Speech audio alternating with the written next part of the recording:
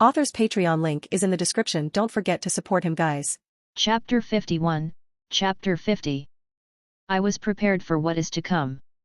Most of the last year I have been spent honing my body and mind while gathering a bigger army to prepare for the challenges ahead. Whether I like it or not, I was the so-called champion of light. The one who will journey beyond the wall and guarantee the safety of my family and humanity of the winter zombie apocalypse, that for reasons yet to be fully disclosed to me, a demon was helping them.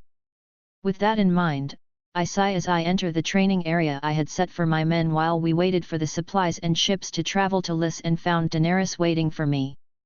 With a smile, I approach her. She was big, and while she thought and considered she was fat, I only saw her shining more and more every day. "How are you three doing?" "Very funny," Daenerys giggled, "nothing, just waiting for you." "I see," I smiled, taking a seat beside her. "Soon we will be marching to Liss, and we'll stay there for a bit, at least until the birth." Medicine here was not exactly precise. She was pregnant, and our estimate was that she was around 6 to 7 months, so after conquering Liss, I would take a break, to ensure she had the babies on a controlled environment.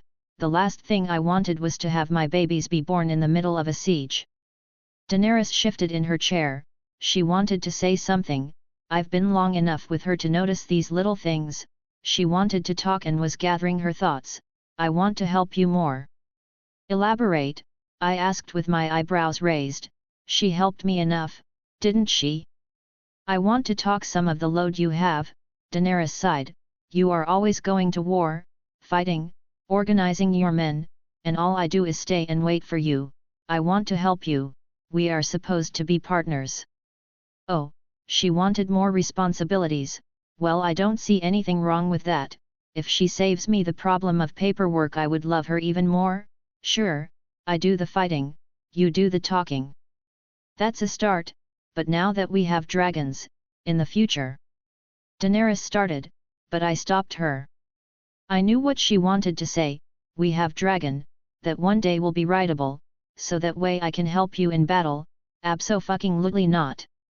"Why?" Daenerys asked with a dry tone. "An arrow can kill you, or you can fall off them.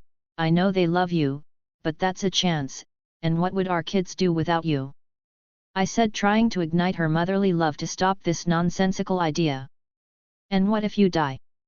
Daenerys asked, with cold steel eyes.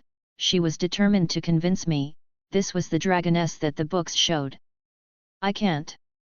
I said that already. I can't die, and then a fucking shadow was close to show me the error of that arrogant comment. "You can't die?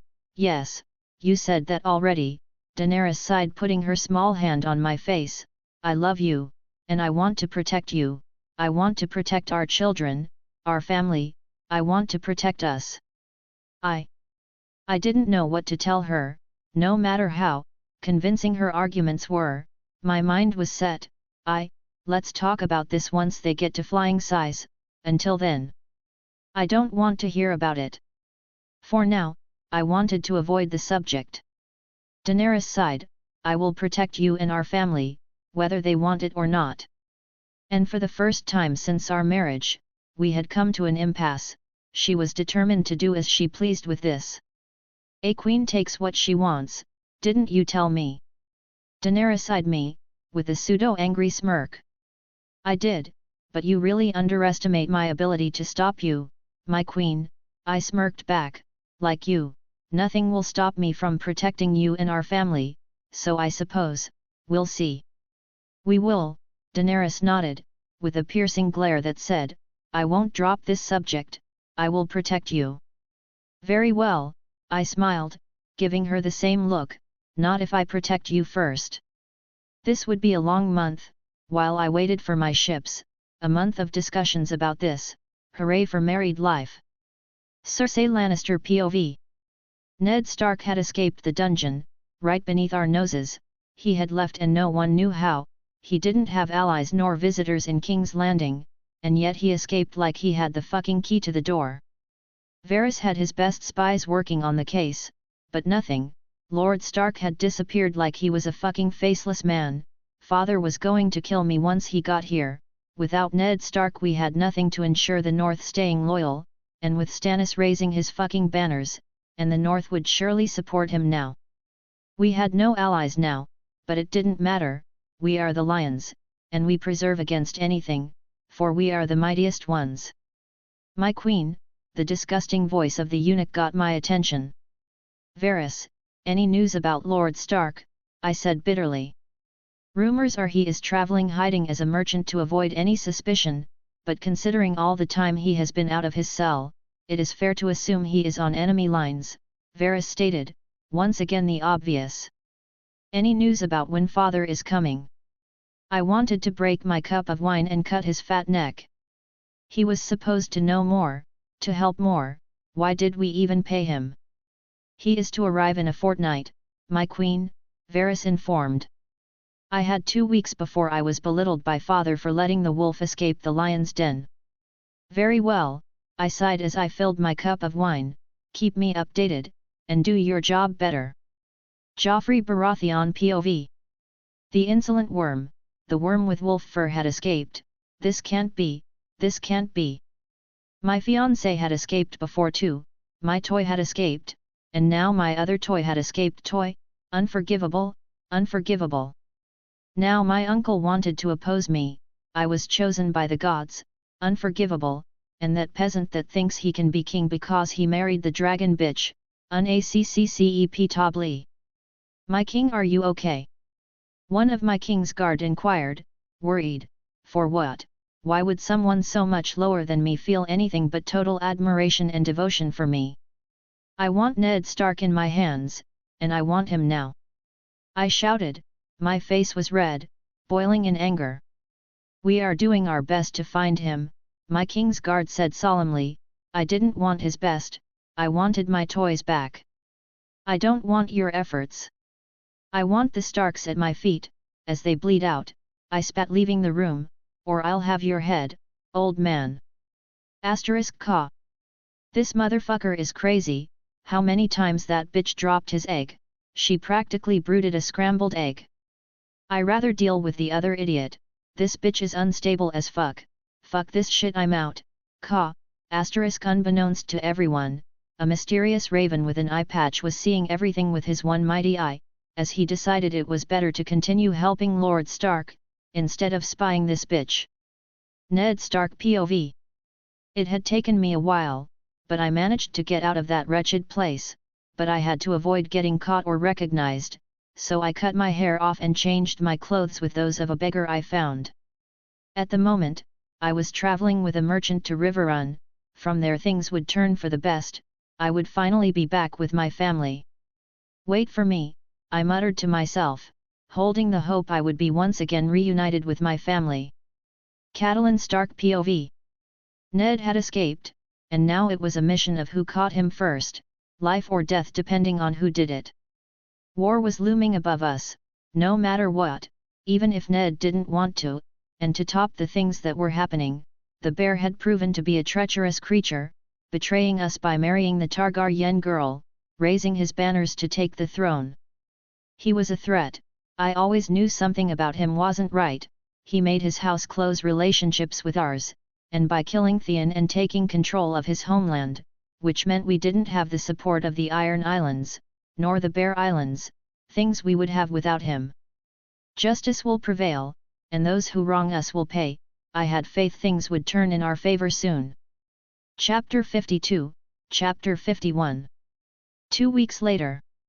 My campsite is fairly simple at the moment, looking like a copy of the shit show of V's Dothrak. My tent is cozy enough for me, Daenerys and 3 baby dragons, that sleep by the fire. For now all I have to do is wait. My ships will arrive soon and things will fall into place. But only having to wait doesn't mean I have to do just that. It's light outside, a good time to explore and relax for a bit. Time to explore a bit, I smiled as I walked out of my tent, being brutally stopped by Nelt Haran, who hissed at me, practically saying, "You are going out without me, not a chance, you are quite the clingy dragon, are you?" I chuckled as I allowed the little dragon to climb up my back. "Hiss, Nelt Haran hissed happily, once he reached my neck and got in a comfortable position. I really hope you don't get like big dogs that never understand their size. I shuddered to think what would happen if Nelt Haran tried the same thing but being several tons fatter. Hiss, Nelt Haran hissed in confusion, not really understanding me. Well, let's go, I sighed as I walk out the tent, not before leaving a note to Daenerys, saying I'll be back by dinner, I need to stretch my legs, love you. As I happily step away from my campsite, alert and scanning the ground and sky for danger, with Nelt Haran doing the same.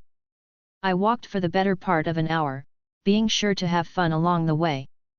But my mind even here still drifted off to my duties as a leader and a husband. It worries me that Daenerys is so close to giving birth, and there is a chance something might happen to her during the birth. She never gave birth in the show, so I had nothing to compare what was going to happen soon, and it was totally terrifying. Nelt Haran starts to purr, almost like a cat, like reassuring me nothing bad will happen, but the idea still sets me off. You are right, buddy, I need to stay positive, I chuckled as I continued with my little time-off adventure. Euron Greyjoy POV. The Iron Islands had been taken by House Mormont, that was unexpected to say the least, for what I could gather he had a massive army, and had amassed a lot of money. Taking what is mine would take more than I would like to admit. And rumors about him going to Essos, and conquering the Dothraki were spiraling like crazy, so while I wanted to kill the bastard, I had to bide my time, and find allies to destroy him. Maybe ally with the Lannisters, whoever wanted him dead would work just fine. I could offer the Queen, my cock, and the navy she desires, in that exact order. He mocks the drowned god, calling himself the chosen one, but I don't recall choosing him, I am the drowned god. From Old Town to Qarth, when men see my sails, they pray, and he will pray. Back to Ronard. After a couple of hours hunting and chilling in the plains, I decided it was time to go back to my campsite. It was a great day, Nelt Haran seemed to really enjoy the hunting experience, even though he had no power to actually hunt. Yet. But regardless, he had helped, or at least he thought he had, by hissing at the numerous prey we encountered. How about we take this, so they can cook it for us? I inquired, petting Nelt Haran softly on his head. Hiss, Nelt Haran hissed in something that could be translated as, fuck yet. Very well, I chuckled, taking the food we had gathered and putting it on my back, making Nelt Haran shift his position to fit better. As I walked back to the camp, I pondered how I would feel with the crown in my head. Would I feel any different from now? Or would it feel the same? Threats would certainly be better contained, and I would have more freedom to live. One thing was for sure, I wanted to melt that throne, that shit had only shattered this world, and besides, it looked mighty uncomfortable. As I was deep in thought, the sound of hooves approaching snapped me out of my long reverie. Michael, you left without us, my blood rider said somewhat insulted. They were supposed to be my shadows, and I left them behind. I was hunting, wanted some time alone. I eyed him with a glare that said, I appreciate the gesture but fuck off, but now that you are here, take this back to the camp, it will be my dinner. Yes. Our dinner, I added. My blood riders nodded, as they took the prey I was carrying on my back, giving a horse to ride back. I got back to the campsite where one of my ravens was waiting for me with a message from my navy. They apparently were going to arrive earlier than I anticipated, in just 1 week's time.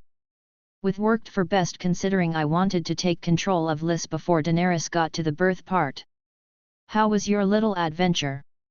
Daenerys inquired entering the war tent. It was fine, Nelt Haran really enjoyed the trip, more so than me, I smiled, seeing the baby dragon sleeping on my desk. He seems really attached to you, Daenerys giggled, maybe is a sign you'll be a great dad. I sure hope so, because mine suck, both in this and my past life. We are not our fathers, Daenerys smiled soothingly, I'm not mad, and you're not an idiot. I guess, I smiled. Any news? Daenerys inquired. Our navy will arrive in a week, I informed her. I had yet to ask my ravens for the status report of what was happening in Westeros. Liss, I heard the call at the City of Pleasure, Daenerys smiled. Seems appropriate to have our kids there, not as appropriate to have them in our home, but this will do. Soon, I reassured, soon that crown would be in our heads. Soon, Daenerys sighed happily. After getting the update to what was going on in Westeros, I was a tad surprised. It seems I had saved Ned Stark from his imminent demise. Lord Varys had delivered what he was asked to. In a different way, I didn't make a deal for Lord Stark, but for his daughters, and because they didn't need to be saved, Varys simply filled that debt with the next best thing, their father. Clever little man, he either has an inkling I'm mad at him and because of that he is trying to buy me over, or he is just being extra careful to not owe me anything. Poor little man, only death awaits him. He put my children on the line, and that was unforgivable. And, to add to my list of idiots, there was Catelyn Stark. She was already on the list, but got to the top 10 really fast, saying I will feel the retribution of House Stark, quite the big words for someone with zero power. I can't wait to see her kneeling in my name, I chuckled, imagining how much she would suffer kneeling to someone she once was more powerful. Cersei Lannister POV. Father had arrived, and like I predicted he wasn't happy at all. You let our only bargaining chip slip between your fingers. Father growled, smashing his fist on the table, fissuring the wood just a bit. I didn't allow anything, someone helped him, someone inside our ranks, I informed him, trying to keep my mind cool, because no matter how powerful I felt, I still feared Father, the most powerful man in Westeros. I didn't get one single competent child, one is an idiot, the other a monster, and you think you are smart, but you are nothing, Father growled. I am the queen, I was a queen, how dare he, I was still the queen. Of nothing, Father slapped me, we have no allies, no bargaining chips, we have nothing, all we have is my army, and my money, so you'll do what I say if you want to win, am I clear?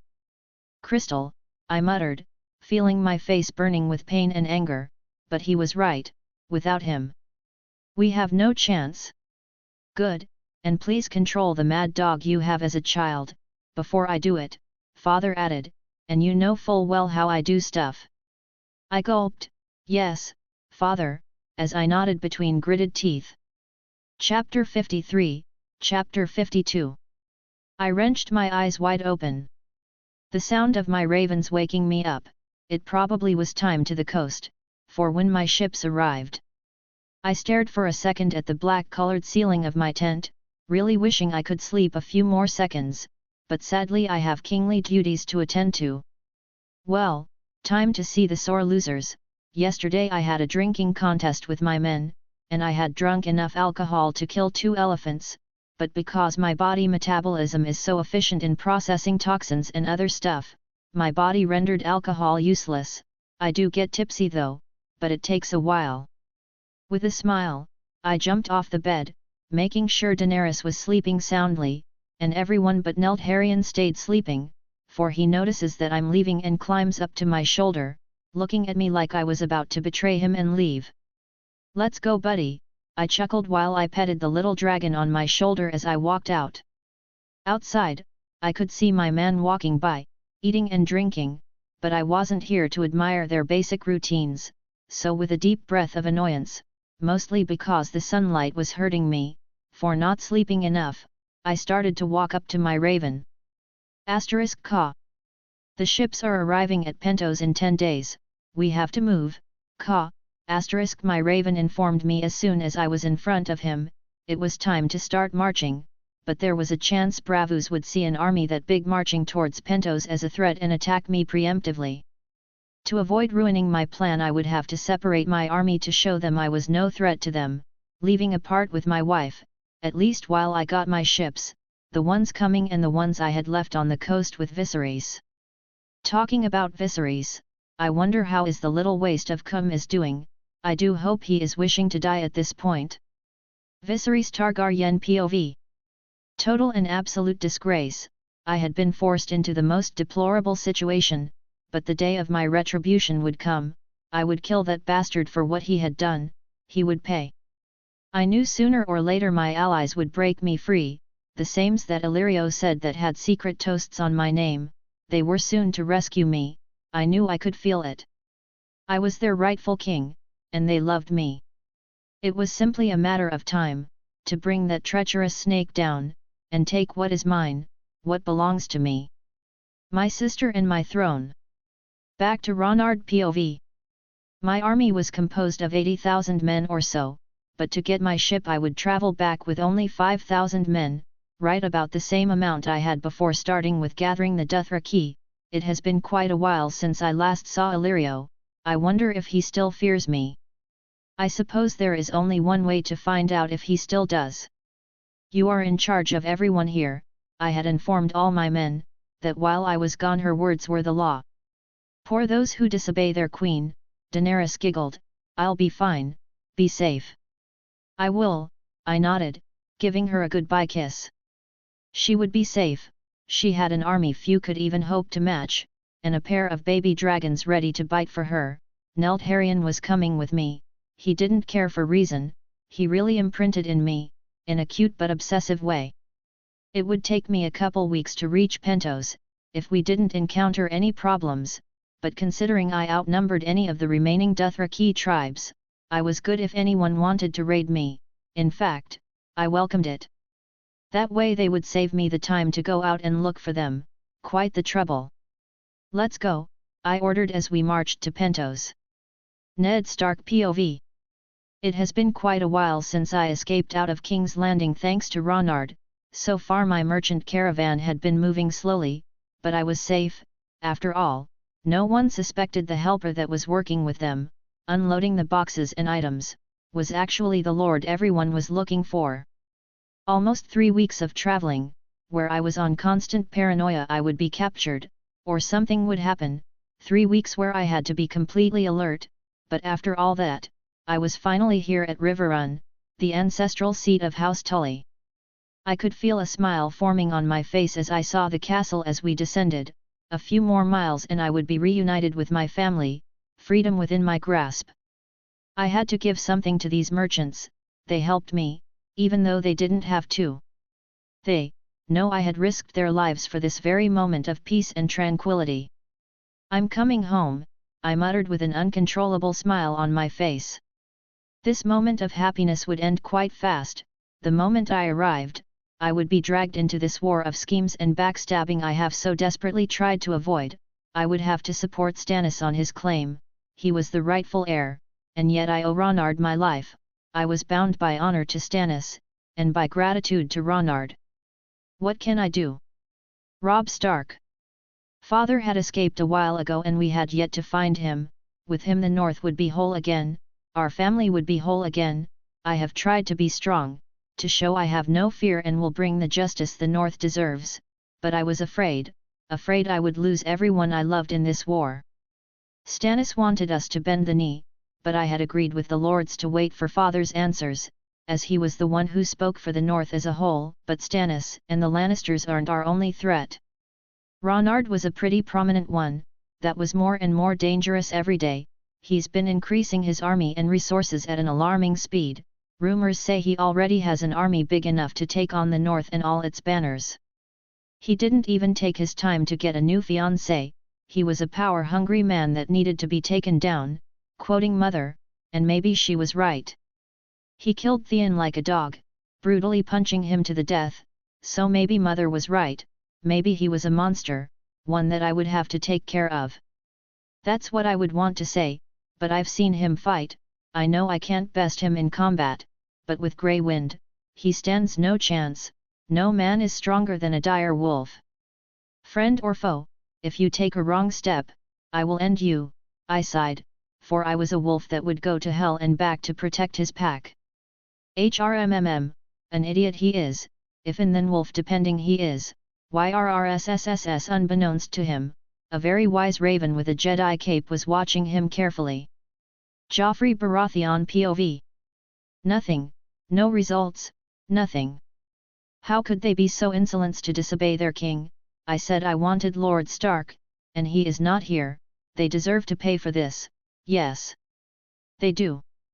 They have broken a royal order, and life is the only payment I will accept. Their pain will clean them. I want all my royal guard dead, for their incompetence, I said with a wide smile. I knew grandfather would support me, he understood how to rule correctly. You won't do such a thing, Tywin sighed. Who the hell he thinks he is to deny a king of his wish? That was an order. I shouted, anger boiling in my core, as I gritted my teeth, but I was soon enough greeted by a slap. You'll do well to remember who is keeping you on that throne, boy. Tywin said, his cold eyes and demeanor were more frightening. I was a king, he can't do this. You can't. I was about to complain, but a glare from Tywin was more than enough to shut me up. I can and I will. Behave like a king and I will follow. Until then, sit and let me keep you in the throne, am I clear? Tywin asked with a condescending tone. With Ronard on our back and Stannis on our front, we need every able man. We can't throw resources we don't have, just because you want to, not now. Ronard, that coward, if he was such a threat he would be here feeling the taste of my blade. Ronard is no threat. Once the time comes, I will cut his head, and show him the power of a true king, maybe with a duel. He is a threat, even bigger than Stannis, and his brother.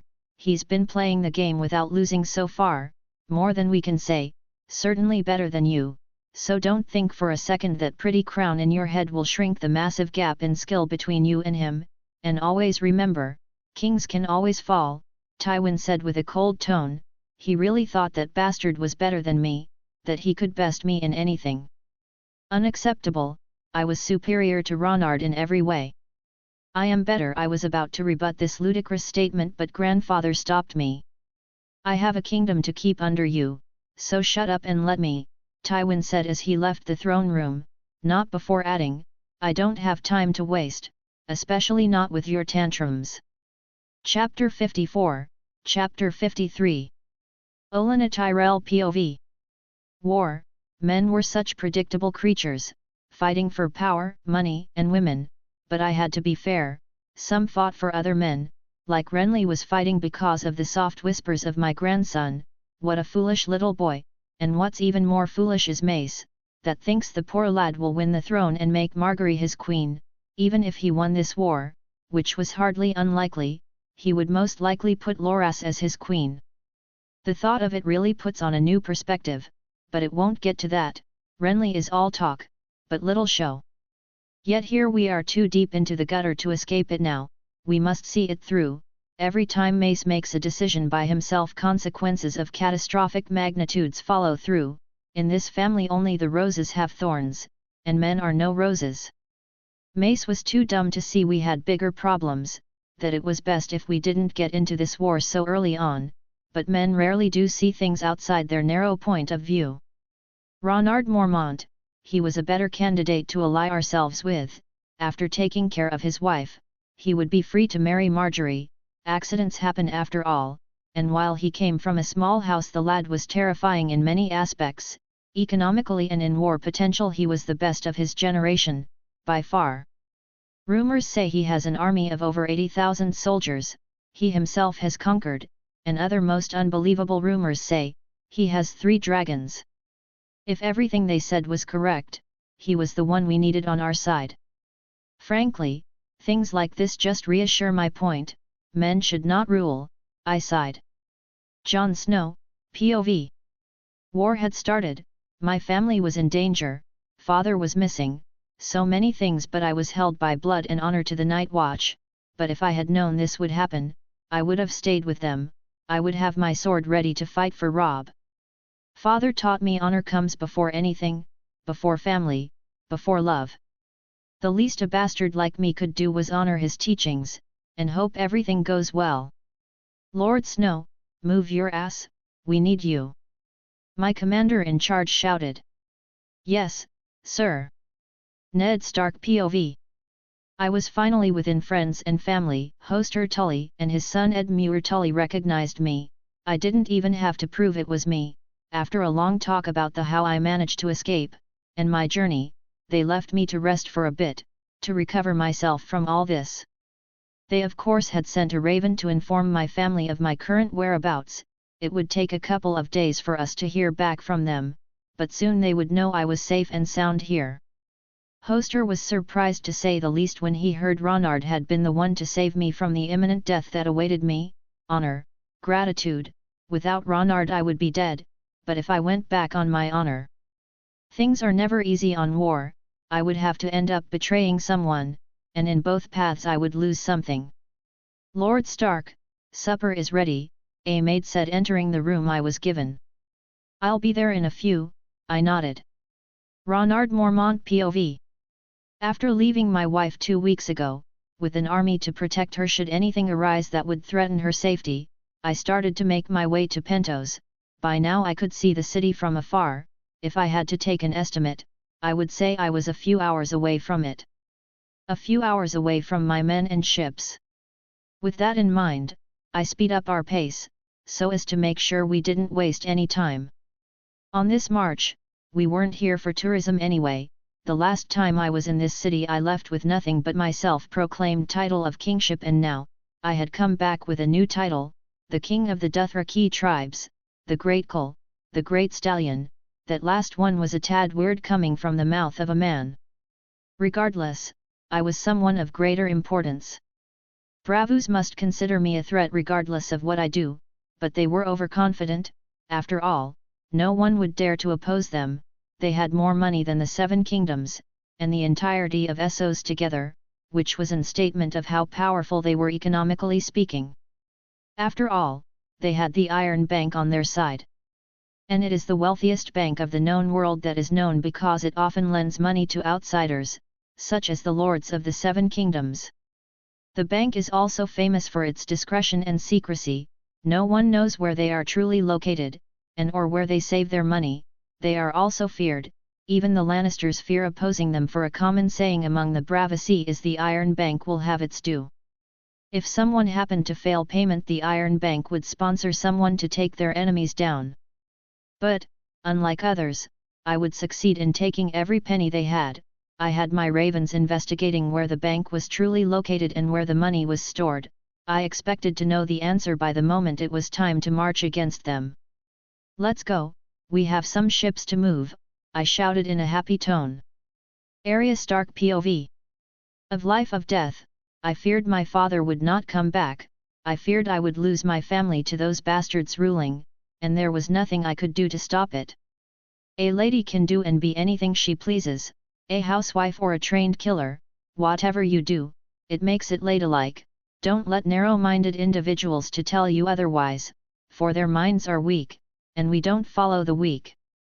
The voice of Ronard, that time we spent together during his betrothal ceremony, echoed in my head. He was right.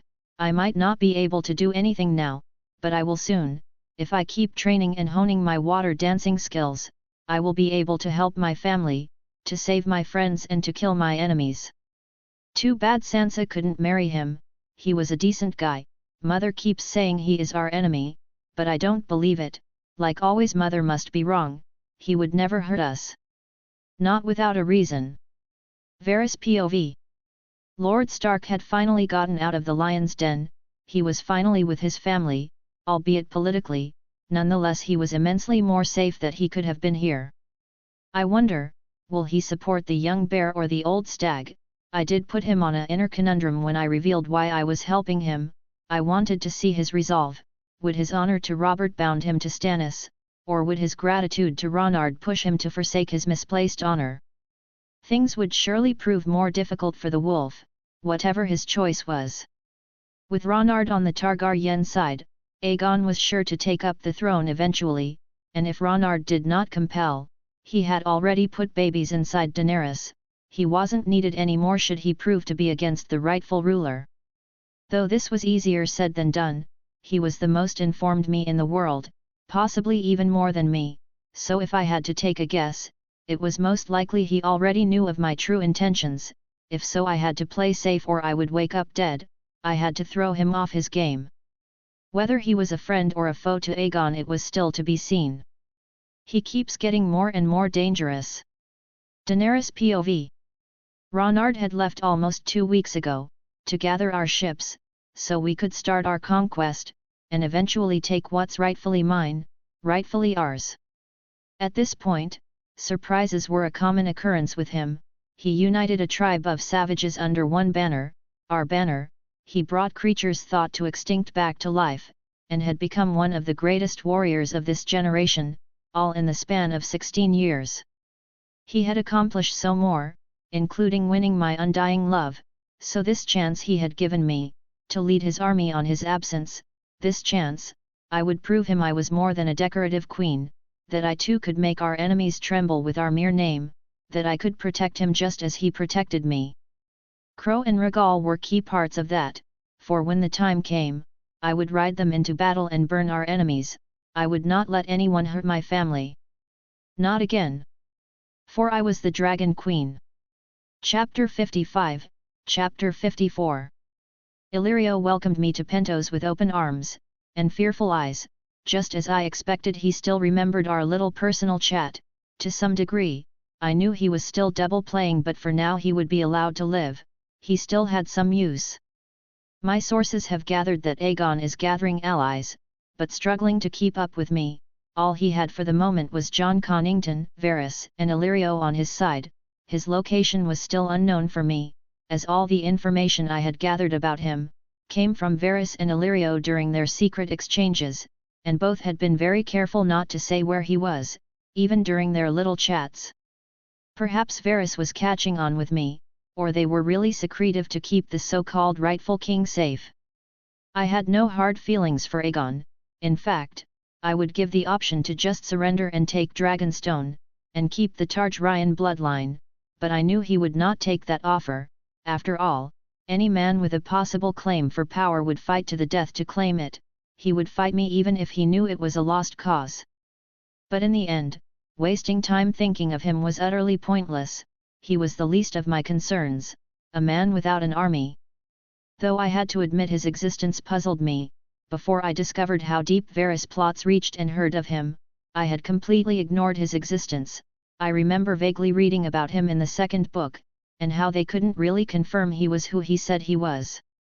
I suppose burning him would prove if his dragon heritage was what he said it was and solve the mystery. I have provided your men with all the things you requested, Illyrio smiled, bringing back to the real world outside my head. Oh, as diligent as ever, I nodded. Food and medical supplies were two of the few things I really needed to ensure my army stayed healthy and powerful. Ignoring Illyrio the rest of the way, I walked to the Bay of Pentos with my army behind. My blood riders were glaring at anyone that even dared to look at me, but while the thought of them being protective was nice and all, in reality this was how Dothraki acted to strangers. Nelt Haran was undercover inside my fur jacket, sleeping soundly around my covered neck. I was waiting for the perfect moment to show him off to Illyrio and see his expression of suffering when he realizes the dragon eggs he sold me hatched. It would be fantastic to experience his dismay. What can I say? I have no sympathy for the Magister. For the king. A man shouted, jumping from behind, trying to stab me with a knife dripping something. I didn't have to be a genius to know it was poison. Everything around me slowed down as I smiled. It has been quite a while since I had such a blatant assassination attempt, but before I can even reach my blade and kill the poor man that was highly misinformed of how hard this would be, my blood rider cut his head with his arak. Such a weak man does not deserve to stain the blade of Arkell, my blood rider said, spitting on the corpse of the assassin. I smiled at him. While I wanted to deal with the attempt myself, it was also nice to see I had competent men under my banner. Amazing work. With an impressive clean cut, I smiled as I looked at Illyrio, who at this point was sweating his own weight per second. Did he have something to do with this? Hardly. Varys would stage something with more brain behind it. This was not Varys' craft, ergo Illyrio had nothing to do with this, but he thought I thought he had, so fear was filling his very core. It's all right, Illyrio, I smiled, deciding to mess with him another time. the assassin is death, no need to be afraid. With that I returned with my walk, leaving the corpse of the assassin to rot in the market as I continued to ignore Illyrio, as I chuckled inwardly at his earlier reaction. Tyrion Lannister POV. The throne seemed to be 50% off, with everyone going for it. It was all I could think of. Stannis Baratheon, Renly Baratheon, Ronard Mormont, all that was left was for the horse to try and claim the throne. We had so many enemies that if father somehow pulled the wind out of his gold-shitting ass it would surprise me, but in all fairness, if someone could do impossible things through questionable means was father. The house still eluded me though, but for some reason father wanted me to be the new master of coin, discarding Peter Baelish of his positions, quoting father, the man was as trusty as knife through the heart and he was needed elsewhere, outside where he could not damage more the throne. And because of that, I was solving unsolvable economical problems that really put into perspective who the hell chooses the people in this small council. Oh yeah, the last king. I suppose that answers a lot. We were in debt with the Iron Bank by an absurdly large amount, and with our enemies on the other side of the sea, we were most likely to pay our dues by their sword. After all, the Iron Bank was famous for financing the enemies of those who have not paid them.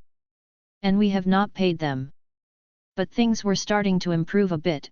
Euron Greyjoy had come to talk to me, well, my father, about an alliance.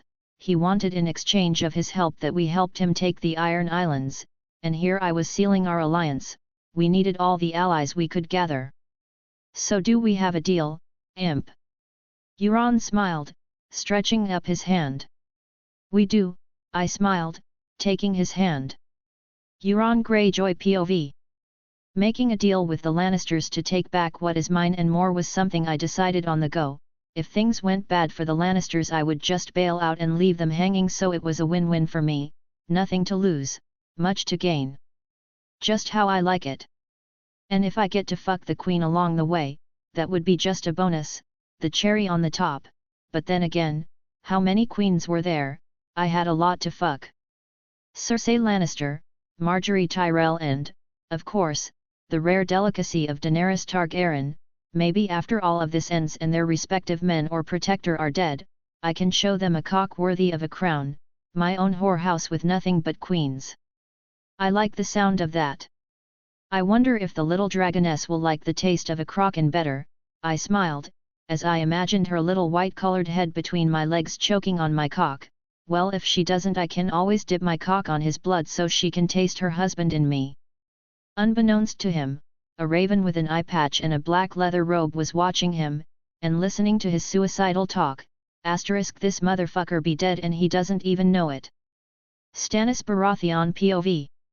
Melisandre said I was the chosen one, the one that would bring the realm together, and yet all I had was opposition.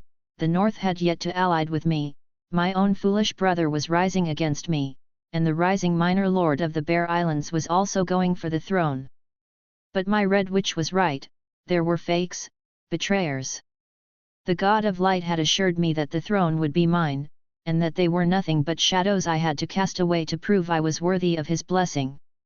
And I was, because I was the rightful king of the 7 kingdoms and I would have my throne, for I was the prince that was promised.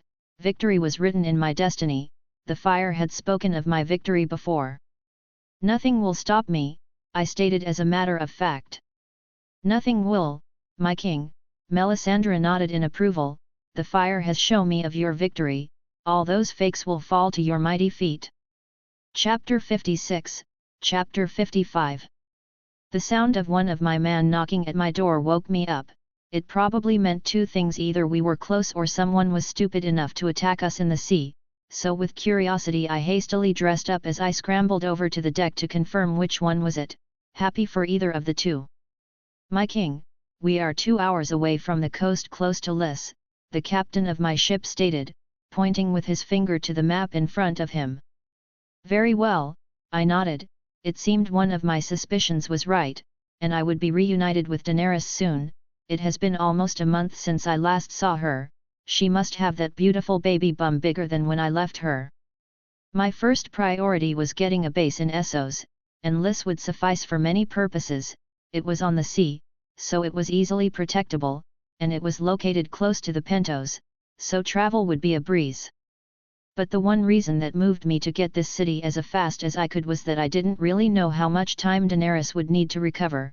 After childbirth, she would be having twins and the medical state of this world was quite lacking, but I would give her all the time she needed on a protected environment. And Liss was the perfect place for that. A mercantile city, built on a very fertile island that was very good for agriculture and that at one point was considered a tropical paradise by old Valyrian dragon lords. This beautiful sunny island would serve as the safe haven I was looking for my wife and kid. Quite poetic that one of the latest dragon ladies is coming back to the island. But things were easier said than done, and conquering may or may not present its challenges. My ravens had said Liss is protected by high walls and hired sellswords, both navy and land. The navy would be a piece of cake to destroy, but I had yet to see if their army would prove a bigger challenge. After all, numbers don't always win wars. But I would find a way, victory would be mine, one way or another. But in many aspects it was the right choice. Conquering Liss would make me infinitely richer than I was before. Because, politically speaking, the city was dominated by wealth rather than by birth, so in short, there were no lords, just rich merchants with tons of gold begging to be mine. Apparently, Liss is a place where trade is considered a profession more honorable than being a knight. But that wasn't all the city was known for. They were renowned in the world for their pleasure gardens and temples dedicated to pleasure, that are said to have the best whores in the known world. I already knew where my men would spend their gold after the conquer. Let me know once the land is in sight, I told my men, leaving to my quarters inside the ship. As I walked to my room I pondered about how Viserys would react to the dragons, and everything. He was still alive, I had yet to see him, but he was on one of the ships. Still in his cell, eating whatever my men decide to give him. I wonder if Daenerys will kill him, I chuckled. Daenerys Targaryen POV. I had moved the army to the coast, where we would set camp while we waited for Ronard to arrive with the ships. Rhaegal and Crow had been anxious since Ronard wasn't close, they really missed their dad, he was the one that hatched them. I was starting to actually feel the pregnancy affecting me. My baby bum oven, as Ronard calls it, had grown a lot these past few days.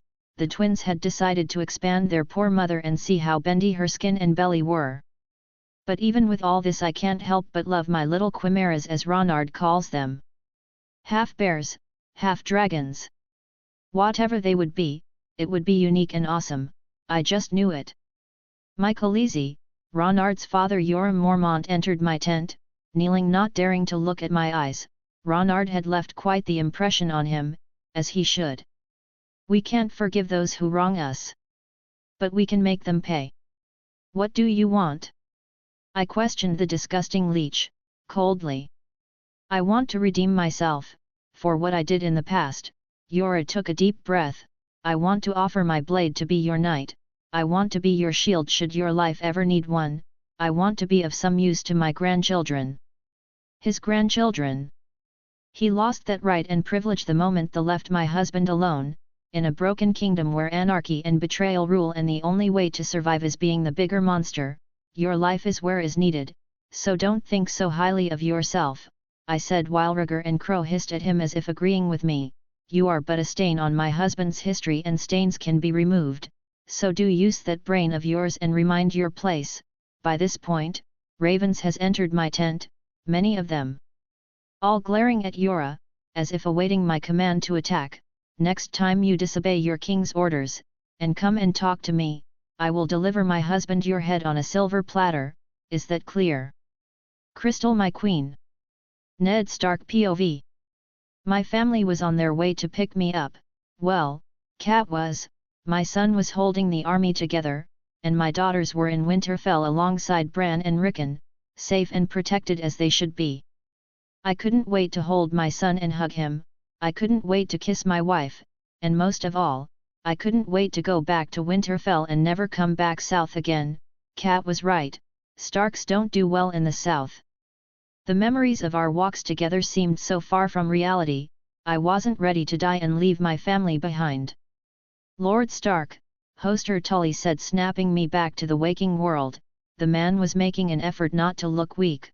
He was deadly sick and bedridden for the most part, but wanted to die like a man, on his feet. I know it's not ice, but you will need a new sword, he said as servant handed me a fine long sword.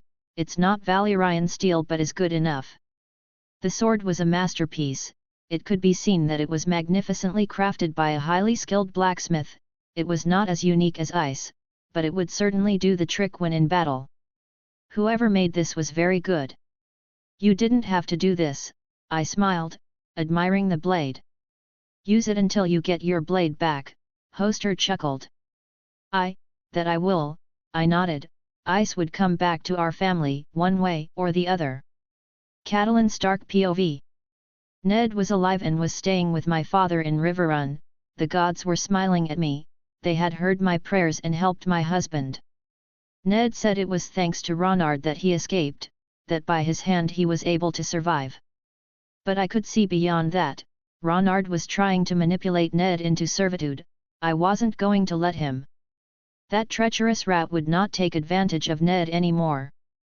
Stannis would make sure of it, once Ned pledged his loyalty to him. Let's see how well you do, little bear, I smiled triumphantly. No matter what he was planning, I would always be one step ahead of him. For my family, I would stop him. Okay, this bitch is dumb. Her IQ must be negative. This motherfucker needs some books and corn. Somebody help this bitch increase her brain power. Unbeknownst to her, a raven with an eye patch and a black robe was trying hard to calculate her IQ. Robb Stark POV. Father was safe, and the one responsible for it was Ronard. Had he foreseen this? Just how far ahead he had seen this game played out.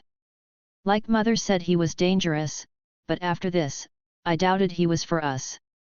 He had rescued Father knowing full well that Father would most likely support Stannis. He had done something for us, we as a whole would never be able to repay. He had united our family, our pack. But Mother was paranoid, saying he was trying to manipulate us, to use us. At this point, I was almost sure her ideas and opinions of him were biased on her one-sided hate she had for him. Because I refused to believe now that he is our enemy and hates us. He had done what I couldn't.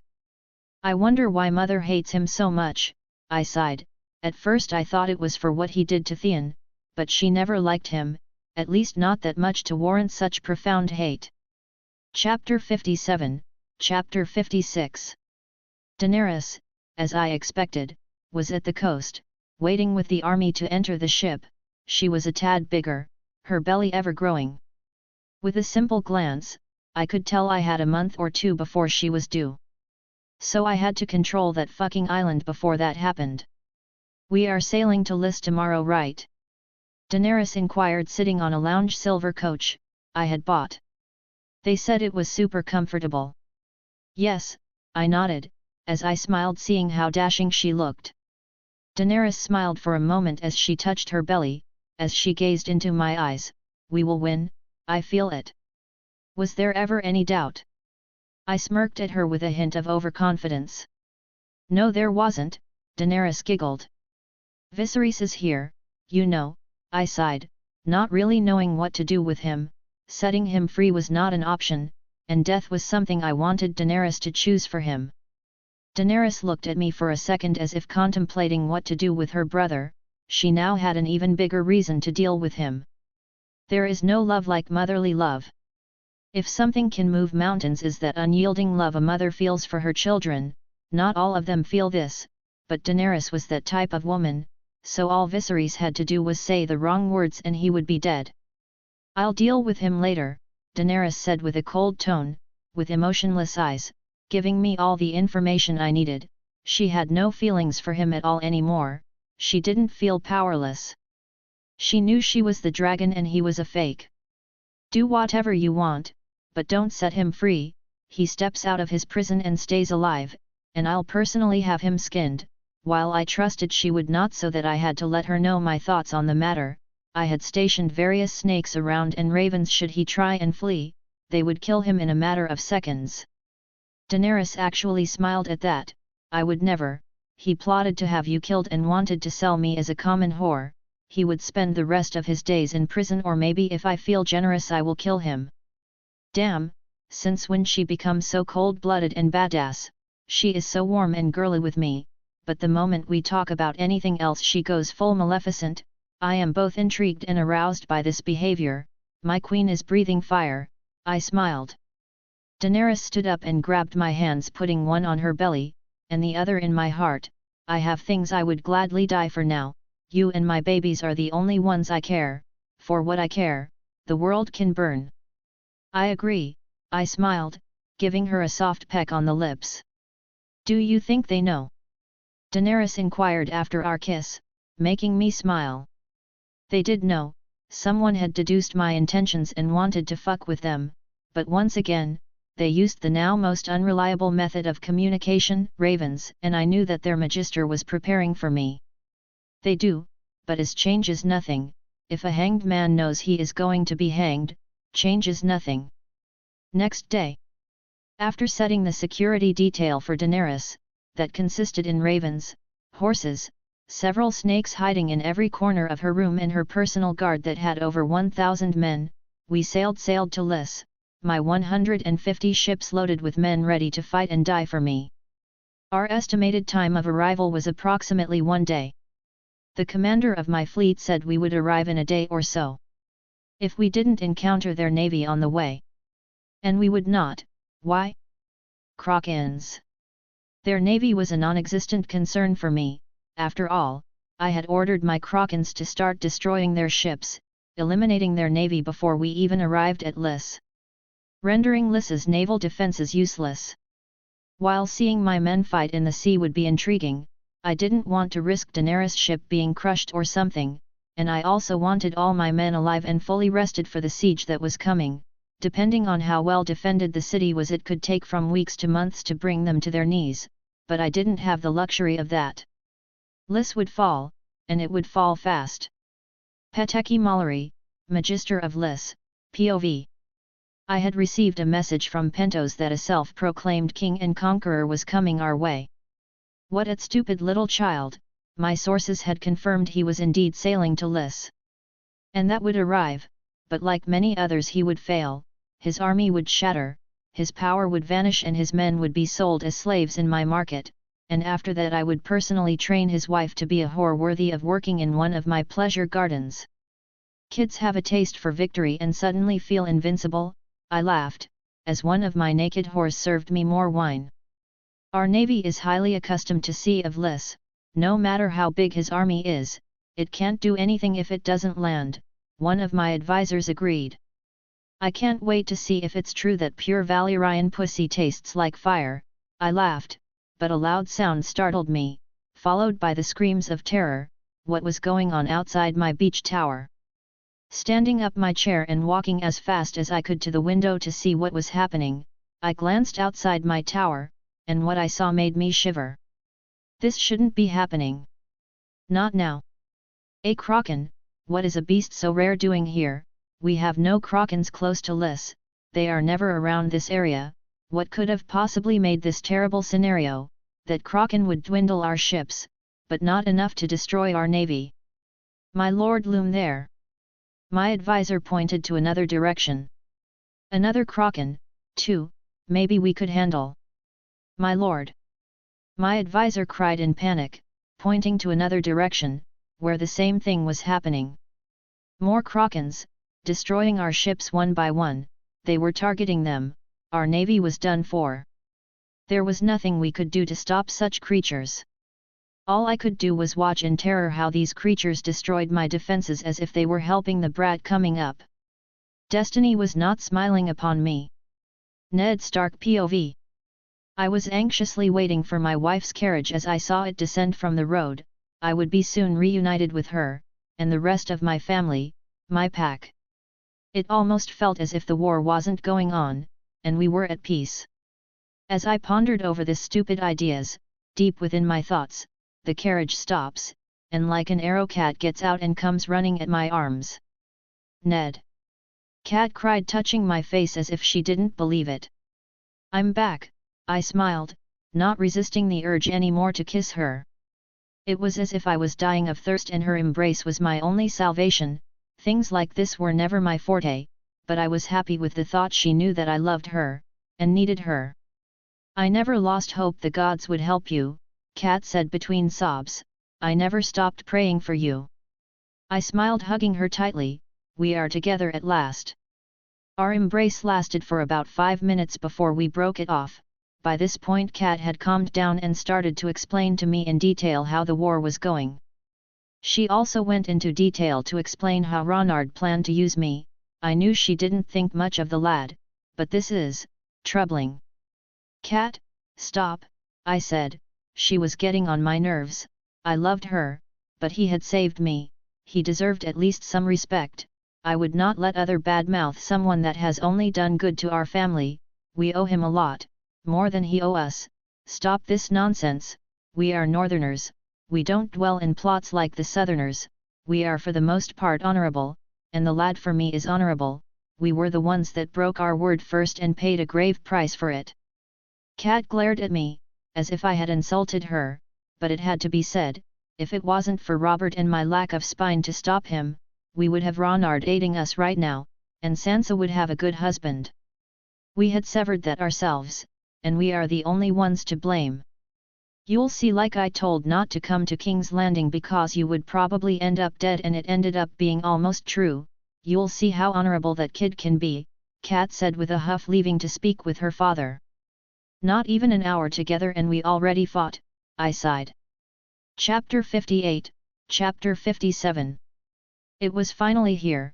We had arrived at Liss with no complications, just as I expected. Now was where the war started. My men were prepared for what is to come. I had told them there were only 2 rules, no raping and no killing kids.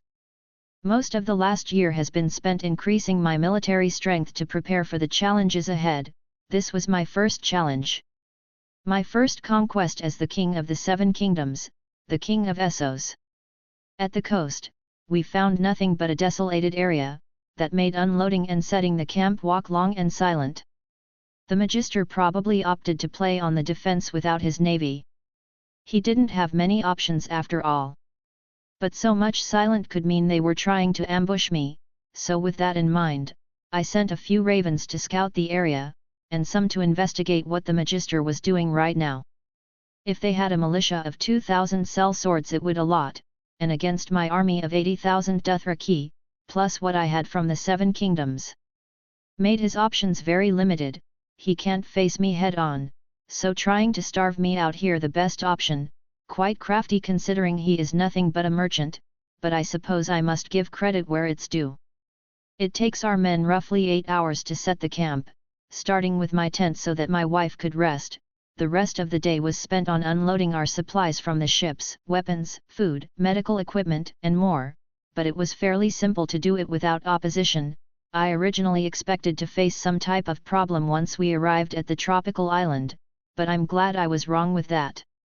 I can relax at the thought nothing will happen to Dany, not even by mistake. A few hours after setting the camp, my ravens flew back to their posts with updates, and things were mostly like I expected them to be. The Magister had indeed planned a defensive strategy, but not for the entirety of Liss. He had moved the entire company of sellswords he had hired to his castle and had locked himself there with some other nobles, with all the food he was able to move and raid from the people of Liss. His plan: to stall me for as long as possible, while he contacted Bravus for help. Little did he know his ravens had betrayed him and no messages would arrive at Bravus, ever. Little did he know, he made this conquest massively easier. He had left out at their own risk, all the citizens of Liss, from slaves to whore, to fend for themselves against my army. All I had to do was show a bit of generosity. After all, if you feed a stray dog, he's going to stay. Help someone in need and you will have their undying devotion. Is politics 101? Seriously, who picks these guys to rule? But not only he had screwed up with his people, practically handing them to me on a silver platter, but he had also made my hunt easier, because thanks to him, all my enemies in this island were now in one single place. A target begging to be burned. How delightful, I smirked, very happy with the information I had been given. But that wasn't all the information my ravens were able to gather for me. Apparently, the Magister originally pretended to slave my people, and make my wife a queen. His personal whore. With that insightful new information at hand, I let my men know the situation, sending as you would say political ambassadors around the island with each one a small army of 5,000 soldiers to back them up, with simple one mission, to tell all the citizens that would not harm, that our target was the Magister, and that if they bowed the knee, we would ensure that the Magister paid for his crimes against them. As for me, I had an entirely different mission, on a completely different tone. I was not in the mood for peace. Quite frankly, what I wanted right now was to boil the Magister alive for his hubris of thinking that he would ever touch Daenerys, for I would make sure he begged with all his might for the sweet and kind release of death, and only then I would deliver his wretched soul into the fiery pits of hell. So with anger boiling within my soul and the unyielding desire of butchering a Magister, I rode with my Khalasar to his castle, ready to bring him and every down, no mercy. My beliefs were simple: in war, if they stand behind me I would give them protection, as I do with my men. If they stand beside me, they would get my respect. But if they stand against me, they would get no mercy. May the gods have mercy upon our enemies! I shouted, getting cheers of approval from my Khalasar, because we won't. Athvilaterer. War. My Khalasar chanted as we rode to the castle, each and every single one of them, ready to taint their blades with blood. Peteki Mallory, Magister of Liss, POV. The brat had arrived. His army was, as my source in Pentos had said, massively big, with over 80,000 men, Dothrakis and Westerosi men, but mostly Dothraki. There was no way I could confront him with my 3,000 sellswords. Our navy was our only defense. Without it, thanks to those Kraken, we were in a pretty bad situation, so I contacted Bravus. With their support this could be salvage, and we would destroy this threat. All I had to do is wait. And the lowly citizens of Liss would serve as sand for my watch. They would die for a bigger and better cause than themselves, to protect me, their Magister. Sir! One of my servants entered the room, sweating like a madman. Our scouts. They came back. The army is moving our way, they say at least over 60,000 soldiers. How did he know where was my castle? There were several dozens in Liss. This castle is even my primary castle, and more importantly, why wasn't he laying waste to the city or focusing on controlling the citizens first? It mattered not. His army might be big but is useless if he can reach within my walls. I have more than enough food to survive a year feeding everyone here, and more if I just let others starve. Have the archers ready, I ordered, should they try to approach too much. Back to Ronard POV. I had two plans for the siege this time around. After all, I was better prepared this time. Basically I would set huge scaling ladders against the castle's outer walls, for my soldiers to climb and gain access to the castle. However, this would leave my men vulnerable to arrows and other objects thrown at them from the battlements on the castle walls. That's where my ravens come in. They would attack the archers and help my men to reach the walls. But this was just Plan A. Plan B was that another part of my army would ram the doors of the castle. If we could break down the castle gate, we would have free access to the castle. So with the large wooden logs I had brought, I would set my men to pound against the gate and eventually until they destroyed the gate. I would set my men with both plans, and one way or the way, we would enter and lay waste on their men. Kill all the archers, I ordered my Raven squad, who immediately after left the formation. Flying to the castle was to carry out their assignment diligently. Hiss! Nelt Haran hissed excitedly. Like always he had refused to part ways with me. This would prove beneficial once he was fully grown. We'll be there soon, I patted his head, as I continued to gallop with my horse at full speed through the city of Liss, people cowering in fear, not even daring to move, and one can hardly blame them. Dothrakis were quite fearsome, and even more in massive numbers. Hiss! This time I felt anger within Nelt Haran as if like me, he wanted retribution with the Magister. Was he feeling my feelings? We will, don't worry, he will burn, I smiled with a dark undertone, as I pondered, could Nelt Haran breathe fire already? Can you set him on fire? I knew asking this was maybe a tad complicated for a newborn, but they do grow up fast. In response, Nelt Haran blew a bit of fire, doing his maximum effort to keep it up, the fire being at much like 2 lighters. This development seemed to depress Nelt Haran, who sulked under my jacket. "Hey buddy, don't worry, you'll be soon burning like a massive flamethrower, besides with a bit of oil, that fire you have will work." Hiss. Nelt Haran hissed, with hope, with an expression that said, "Really? Yes, you will set the man on fire." I chuckled. "Hey, maybe we can make a dad and his dragon day out of this." Hiss. Chapter 59, Chapter 58. The siege started, with my men executing my plans to the letter, as I shouted, plunging my sword into the ground, "Do you know what's waiting beyond these walls?" My men in response started to stomp the ground with their feet, our prey, our enemies. My army at this rose their blades, crying out with one voice, cheering for victory, cheering for the battle that was to come.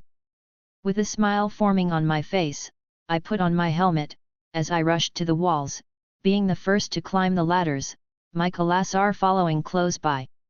Hundreds of arrows were about to whistle through the air, but my ravens entered the scene, bothering the heck out of the archers, killing some in the process by pushing them off the edge. With this opportunity opening up, I make a hand signal. Half of my men split off, part of them trying to climb and the other battering the castle wall, howling like wolves with a thirst for blood. It took me a few seconds to climb the ladders, but once I was on the edge of the wall, I sprinted towards the archers that were still alive, half of my men behind him.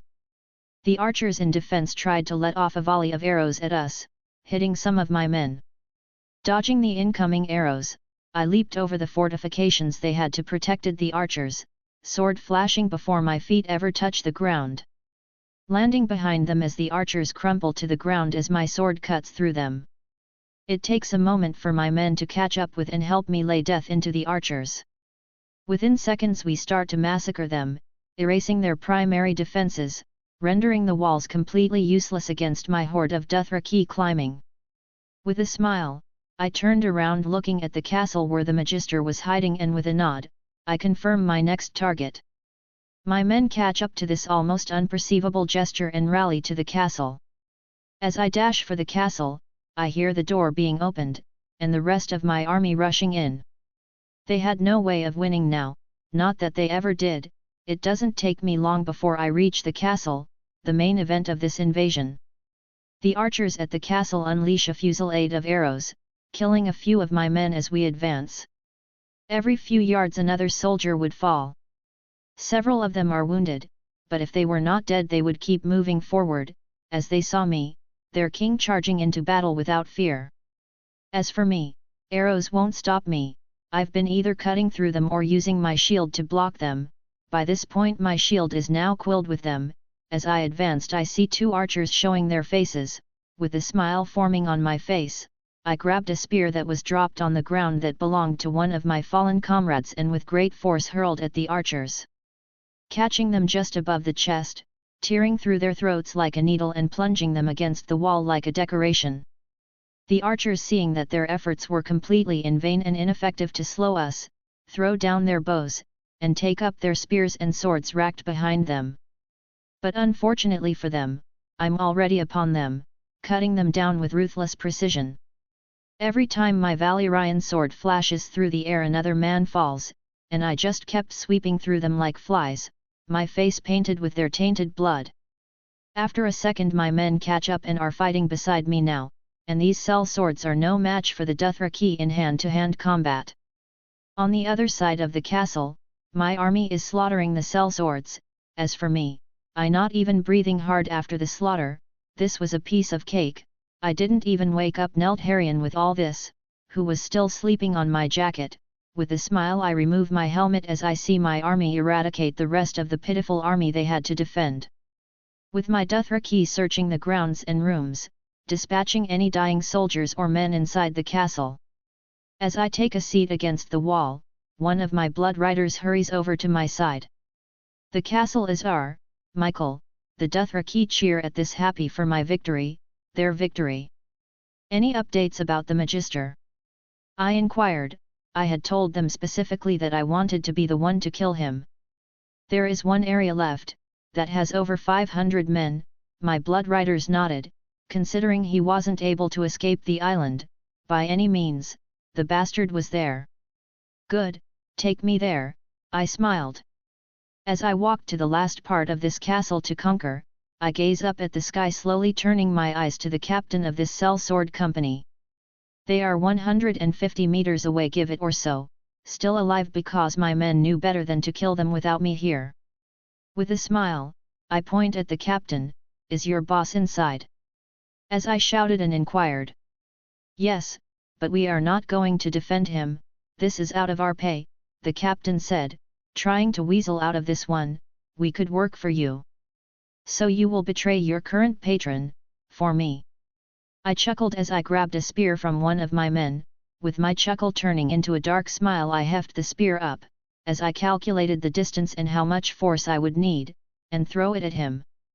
The captain barely has time to react to what was happening, but by the moment he realizes what is about to happen, is too late as the spearhead had already found its mark his chest, piercing him and 5 men to the ground.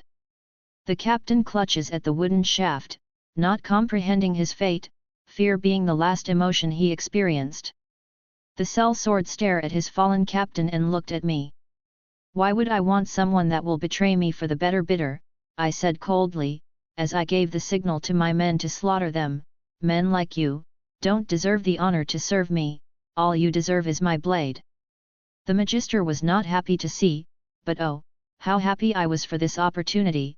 I was as happy as any man about to kill someone threatening his family could. Hello there, I smiled taking a seat, seeing the men tremble before me. I surrender. The Magister said, lowering his head.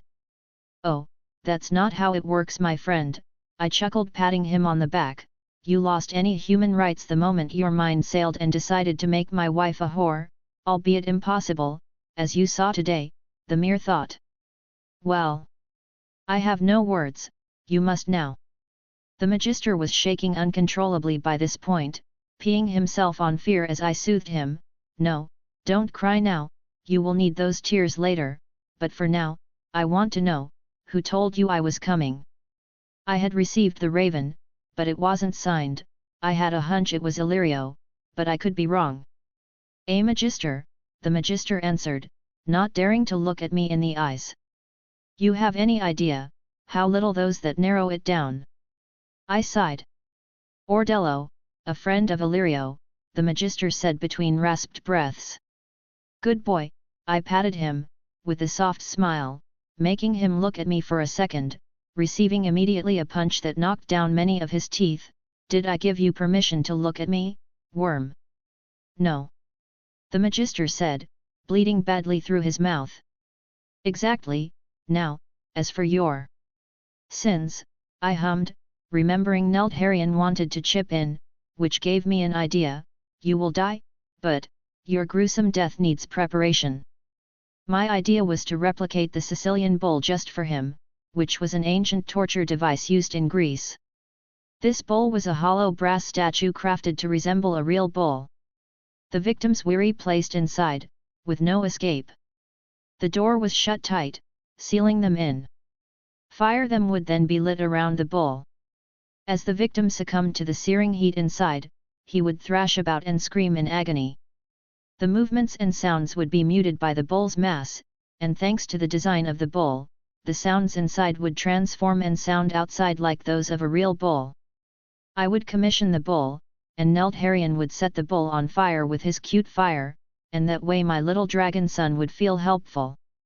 Make sure he doesn't kill himself, I ordered my Dothraki, as they dragged him to a cell.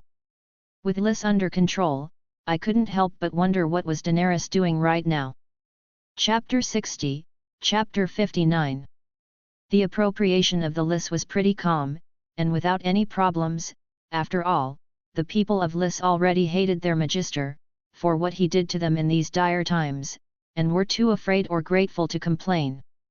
But I knew soon most of Essos would love me, because I would change the political play, starting with Liss.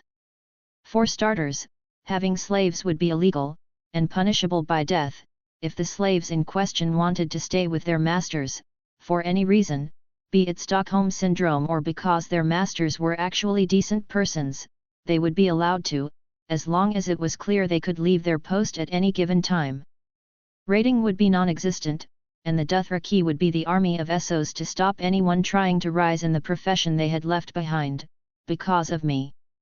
The Dothraki, in turn, would get paid like the army does, with their salaries, or in this case, food and items they require, coming from the exuberant taxes Essos had. Seriously, no wonder every Magister is extremely rich. The taxes are 3 times what Westerosi people pay. I, of course, would try to lower the taxes, if possible, but for now was but a nice thought. To have a general idea of how much I could reduce them, I needed to have every city under my control. With Liss alone my estimate would be really inaccurate, and perhaps implausible. Michael, my blood rider said, entering the room I was occupying, the old office of the Magister. I was here reading documents and other papers to understand the socio-political state of this city a bit better. Yes, I said, acknowledging him. The Khaleesi is safe and sound, inside the castle as you requested, my blood rider informed proudly. Very good, let her know I'll be with here in a minute, I smiled, as I went back to read all documents the soon-to-be roasted men had. As you command, blood of my blood rider left, to complete his task, diligently, may I add. Blood of my blood, I chuckled, wondering. Would I ever get used to this? Daenerys POV. The siege lasted a bit more than a day, outnumbers and strategy proving to be vastly superior to Liss defences. Ronard had not only won in a timely manner but had done it without killing almost any civilians, getting a massive approval from the citizens that originally feared the Dothraki horse would lay waste to their tropical land. Now, our tropical island, Ronard, has promised he would give me a safe place to have our kids and recover, and like everything so far, he has delivered every promise. Liss was officially our first conquest together, the place where my kids would be born. My Khaleesi, one of Ronard's blood riders said entering my chambers, our great goal will be with you shortly. That sounded like Ronard, always working, worthy of being king, my king, very well, thanks. With that, I was left alone, with my 2 small baby dragons, and my personal squad of ravens. Ned Stark POV. After a few days of travel, I had finally arrived at the garrison my son had set close to the borders of the Riverlands. It was relatively close, with only being 5 days of travel to get there from the castle of House Tully. Once I arrived, I couldn't help but find that it was surprising to see that all the houses of the north, my land, had raised their banners to help my son set this injustice I had suffered, right. For the exception of House Mormont, they had refused to come, not that I blamed them for it. Many did, that was at least what Kat said. Father! Robb cried out the moment I stood out the car, hugging tightly, with love, but something about him was different, this war had changed him. You have done good, I'm proud of you, I smiled genuinely, my son had held a war without succumbing to the pressures of one. I have only done what you would have done, Robb smiled, as he turned to Kat that had just recently gotten out of the carriage. Mother, Robb approached her, hugging her in the same lovely embrace he gave me as he asked, how is grandfather? Good, Kat answered drily, as she started to walk away to what I assumed was our tent. I need to rest for the moment, my head hurts. Robb sighed as he gave me a look, does it has to do with Ronard? I sighed back, it does, I don't agree with her ideas about what is going on with Ronard. I believed her at first, Robb smiled sadly seeing his mother fade into the background, but he saved you, he brought you back to the north where you belong, and until he proves otherwise, he is someone I would like to call a friend. I smiled at my son, but the matters were a bit more delicate than that. Ronard wanted the throne, and so did everyone but ours, so that only left me with 2 options, either I waged war against Ronard, who was part of us, part of our kin, a true northerner like almost everyone at this garrison, or I helped him. Enemies or allies, there wasn't a middle ground, and I had to make that choice. I know. I smiled. Sansa's Stark POV. Father was safe and sound. At first, I thought it was a cruel joke from Joffrey, that little monster would surely enjoy seeing me get hopes just to crush them under his heel. But, after getting a few more ravens, I had no other choice but to believe it. Father was alive, and the responsible for it was Ronard. He had saved Father when he didn't have to. It's been a while since I last saw him, but I have much to thank him. He might not have ended marrying me, but he had kept his promises. He had kept me safe, even from afar. Something Mother didn't see at all. She hated him, for reasons I had yet to find. She was so unfair with him that made me question everything I had seen from her. Was this the same treatment Jon received? Was Jon like Ronard, mistreated and misjudged by her delusional mind? After all, that was the only description I could come up with. Ronard had done nothing but help us, and yet she hates him. Perhaps I should write Jon a letter, apologizing for how I treated him, because apparently I had just opened my eyes to the truth. How naive I was. Form your own opinions, Sansa. Don't let others decide what you think. You are a wolf, Sansa, not a sheep. And only the sheep follow others blindly. You were right all along. Arya Stark POV. I knew it. Ronard would never hurt us. He was our friend. I'm never wrong with the people I like, and he was on my list of people I considered great. He had saved Father, just because he could. He had kept our family, our pack of wolves, together. Mother was like always in the wrong about him, like she has always been about Jon, and what ladies should do and not do. One day I would pay him all he had done for us. Maybe I could be one of his knights.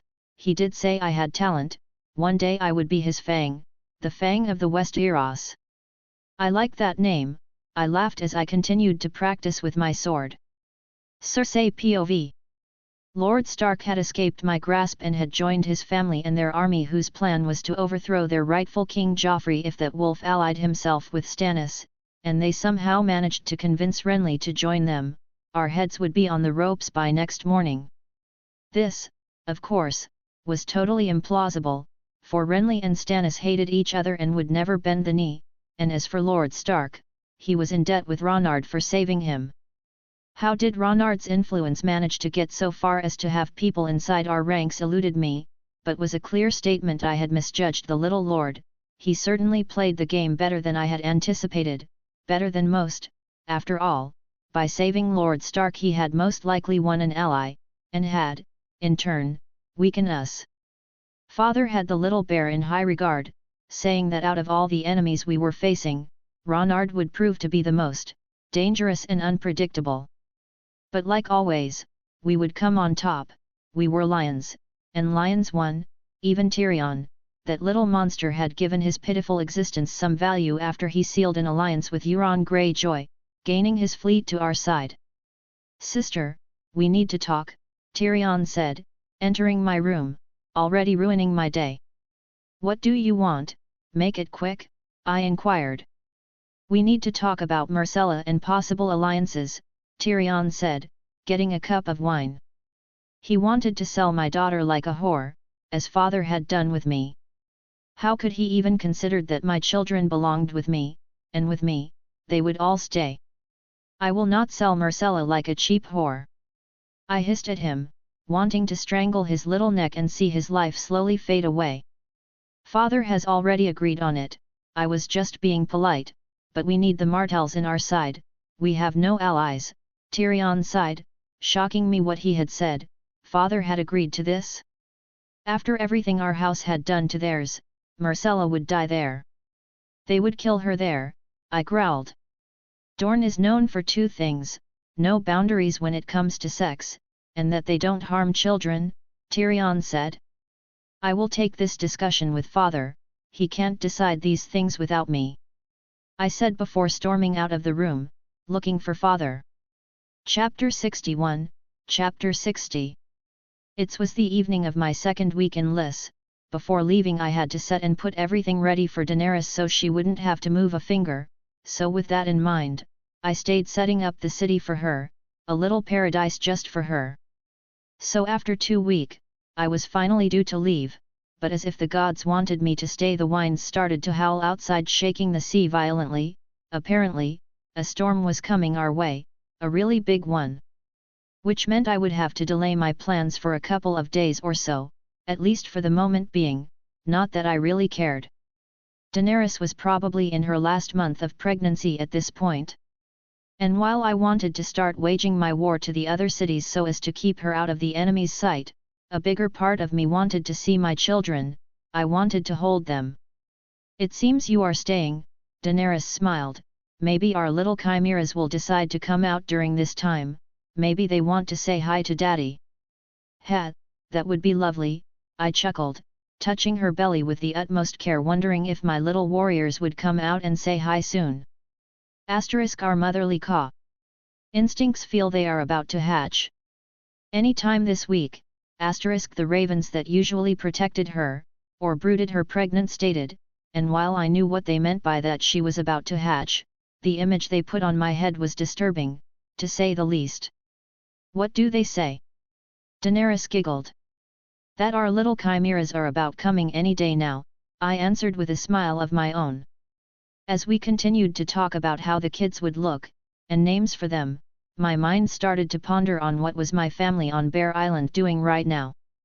I knew they were safe, and out of the political mess that was moving inside the Seven Kingdoms. That was the main reason I had left them there, to avoid any of them getting hurt, a safe haven for them, like the one I'm giving Daenerys right now. But even though I knew they were safe, I didn't really know how was my little cousin, Lyanna, or my Aunt Madge. Were they happy? Sad? Something in between? Madge Mormont POV. Today, like every afternoon, I was alone walking in the forest with one of the many of armored bears Ronard left behind, with my mind on the idea that it had been quite a while since my great-nephew left to Essos.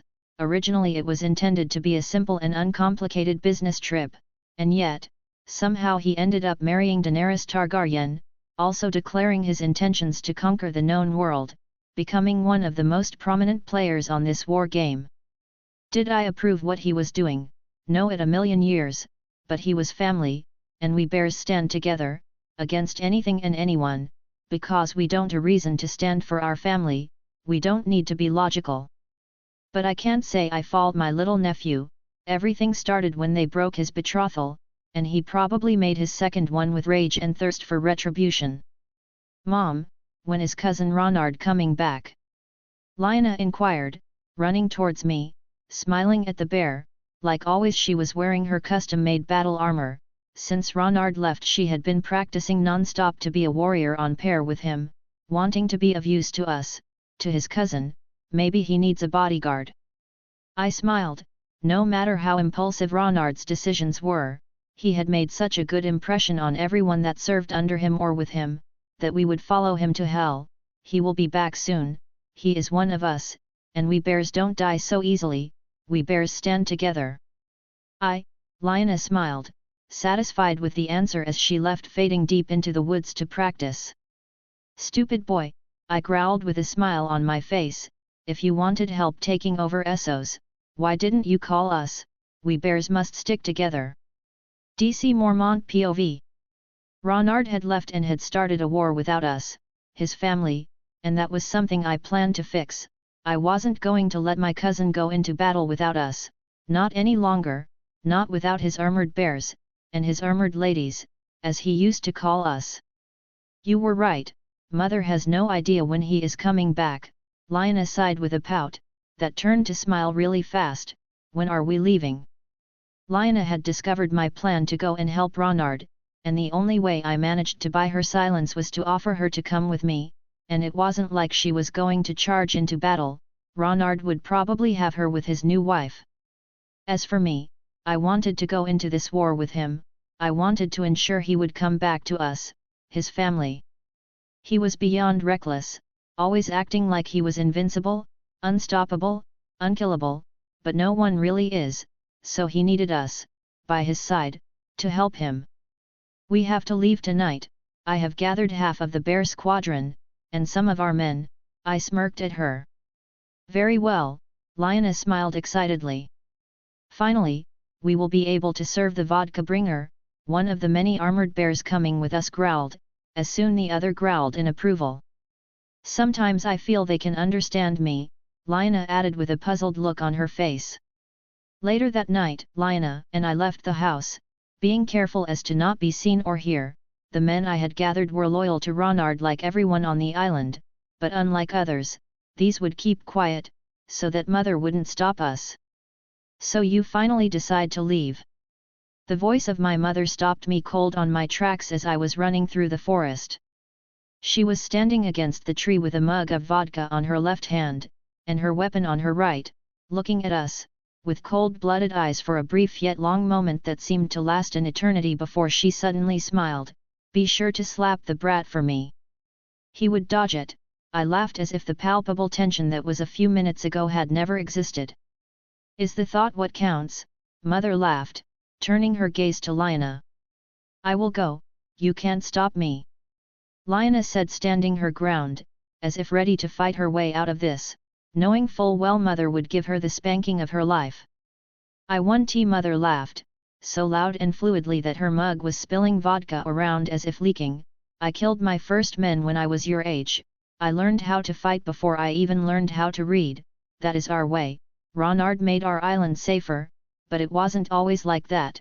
We the women's of Bear Island don't stand by as the men fight, we fight with them and we fight better. So go out there and come back, or I will bring you back to life and kill you again for disobeying me. Lyanna smiled, nodding. I will make sure she comes back, I smiled. You better make sure we have the same amount of bears or more when you come back, Mother laughed, as she moved out of the way. I believe your crew is waiting. Renley Baratheon POV. I had the Tyrells with me, and an army of 100,000 men, loyal to me, and yet, I was losing. My brother in the north refused to bend the knee for me. All I had was Loras, who firmly believed I was going to win. I had to unite the Seven Kingdoms so that I could focus on getting rid of the menace that the Lord of the Bear Islands had become. Why so tense? Loras smirked, kissing me. Do you have some tensions to release my king? I do, but only their heads rolling would fix that. I smirked at him, kissing him back, though, your body does wonders. I know, and it's all for you, Loras said, and after that, I was engulfed in the fiery pit of pleasure. Chapter 62, Chapter 61. Daenerys POV. It has been a couple of weeks since Ronard decided to stay after an awful storm, and I was full of hope he would see our children's first breath of air, and it seemed that time was coming near. I could feel it. This morning was very cold and for some reason my back ached a lot. Ronard wasn't on the bed, probably working on the office, so I staggered as I walked to find him. Thirst filling my body with an unfathomable strength, drying my very core. Deciding it was best to satiate this basic need first, I went to my night table and drank the cup of water that was placed there. As I stared at the cup, feeling as if I was drinking air, not really satiating the feeling I had. After finishing that unsatisfying cup of water, that did close to absolutely nothing, I decided to continue my quest to find Ronard. My mind and body needed him. As I walked through the long castle halls that seemed to have become plains on their own right, I asked everyone if they had seen Ronard. Nobody knew where he was, and by the looks of the ravens following me with worriedly looks through, neither did they. After a few hours looking, with noon coming close, the backache increased, sending chills down my spine, working itself into a slow rhythm. And with this it dawned on me very clear that my little chimeras were not waiting any longer. Where in the seven is that man? I growled, desperate. He had to be here. This pain was as much his as it was mine. My search for Ronard elongated until the afternoon. My backache had evolved and was encircling my entire being. By this point I could do nothing but pant and whimper in pain, the steady rattle of rain dampening her moaning call for succor. The pain that started as nothing but a soft back pain had increased to waves of cramping agony that left me gasping for breath, and on and on. The ravens at this point were panicking. Some even flew away to find Ronard, with the pain abstracting my feeling of time that became night in the blink of an eye. I could hear the doctors Ronard had hired murmuring to each other, I could see the tops of their stupid heads, I could feel their concerns. And suddenly, like a dam breaking without notice, with a pain that struck fast like a lightning, my water broke. With more surprise than concern, I looked down the floor that was drenched with whatever came out of me. All but one thought occurred to me once again: where in the seven was my husband? Ronard Mormont POV. Today was a great day to go out for a hunt with Nelt Haran. He wanted to eat, and enjoyed hunting his meals with me. So as to make it more interesting, I sneaked with my dragon son out of the castle, making sure to avoid everyone, including my ravens. Today it was all about me and Nelt Haran. And what a great day it was! Nelt Haran had eaten 10 times his weight, I could feel it on my shoulder, and while he wanted to keep hunting, the night was already about us and everyone could be worried about us. *KW*. That sound was indistinguishable. One of my raven had found me. With a smile I turned around, to see around 20 ravens flying at me. Getting closer and closer, too close. KW, all the ravens caught in one voice, not slowing down, not even a bit. Why weren't they slowing down? At this point they would crash with me, they must know that, right? Right? KW, like a thunder all the 20 ravens collided with me, peaks first making me flinch in a mild amount of pain. It didn't hurt much, it was the equivalent of stepping on a Lego with a normal human body. But still, ouch! Why the heck are you guys doing that? I asked them, partly angry, but a bigger part of me was confused as to why they would try to kamikaze themselves against me. That stun had done more damage to them than me. Lady Corntaker and her eggs are hatching, all the ravens said in one voice. Hatching. Fuck. Fuck.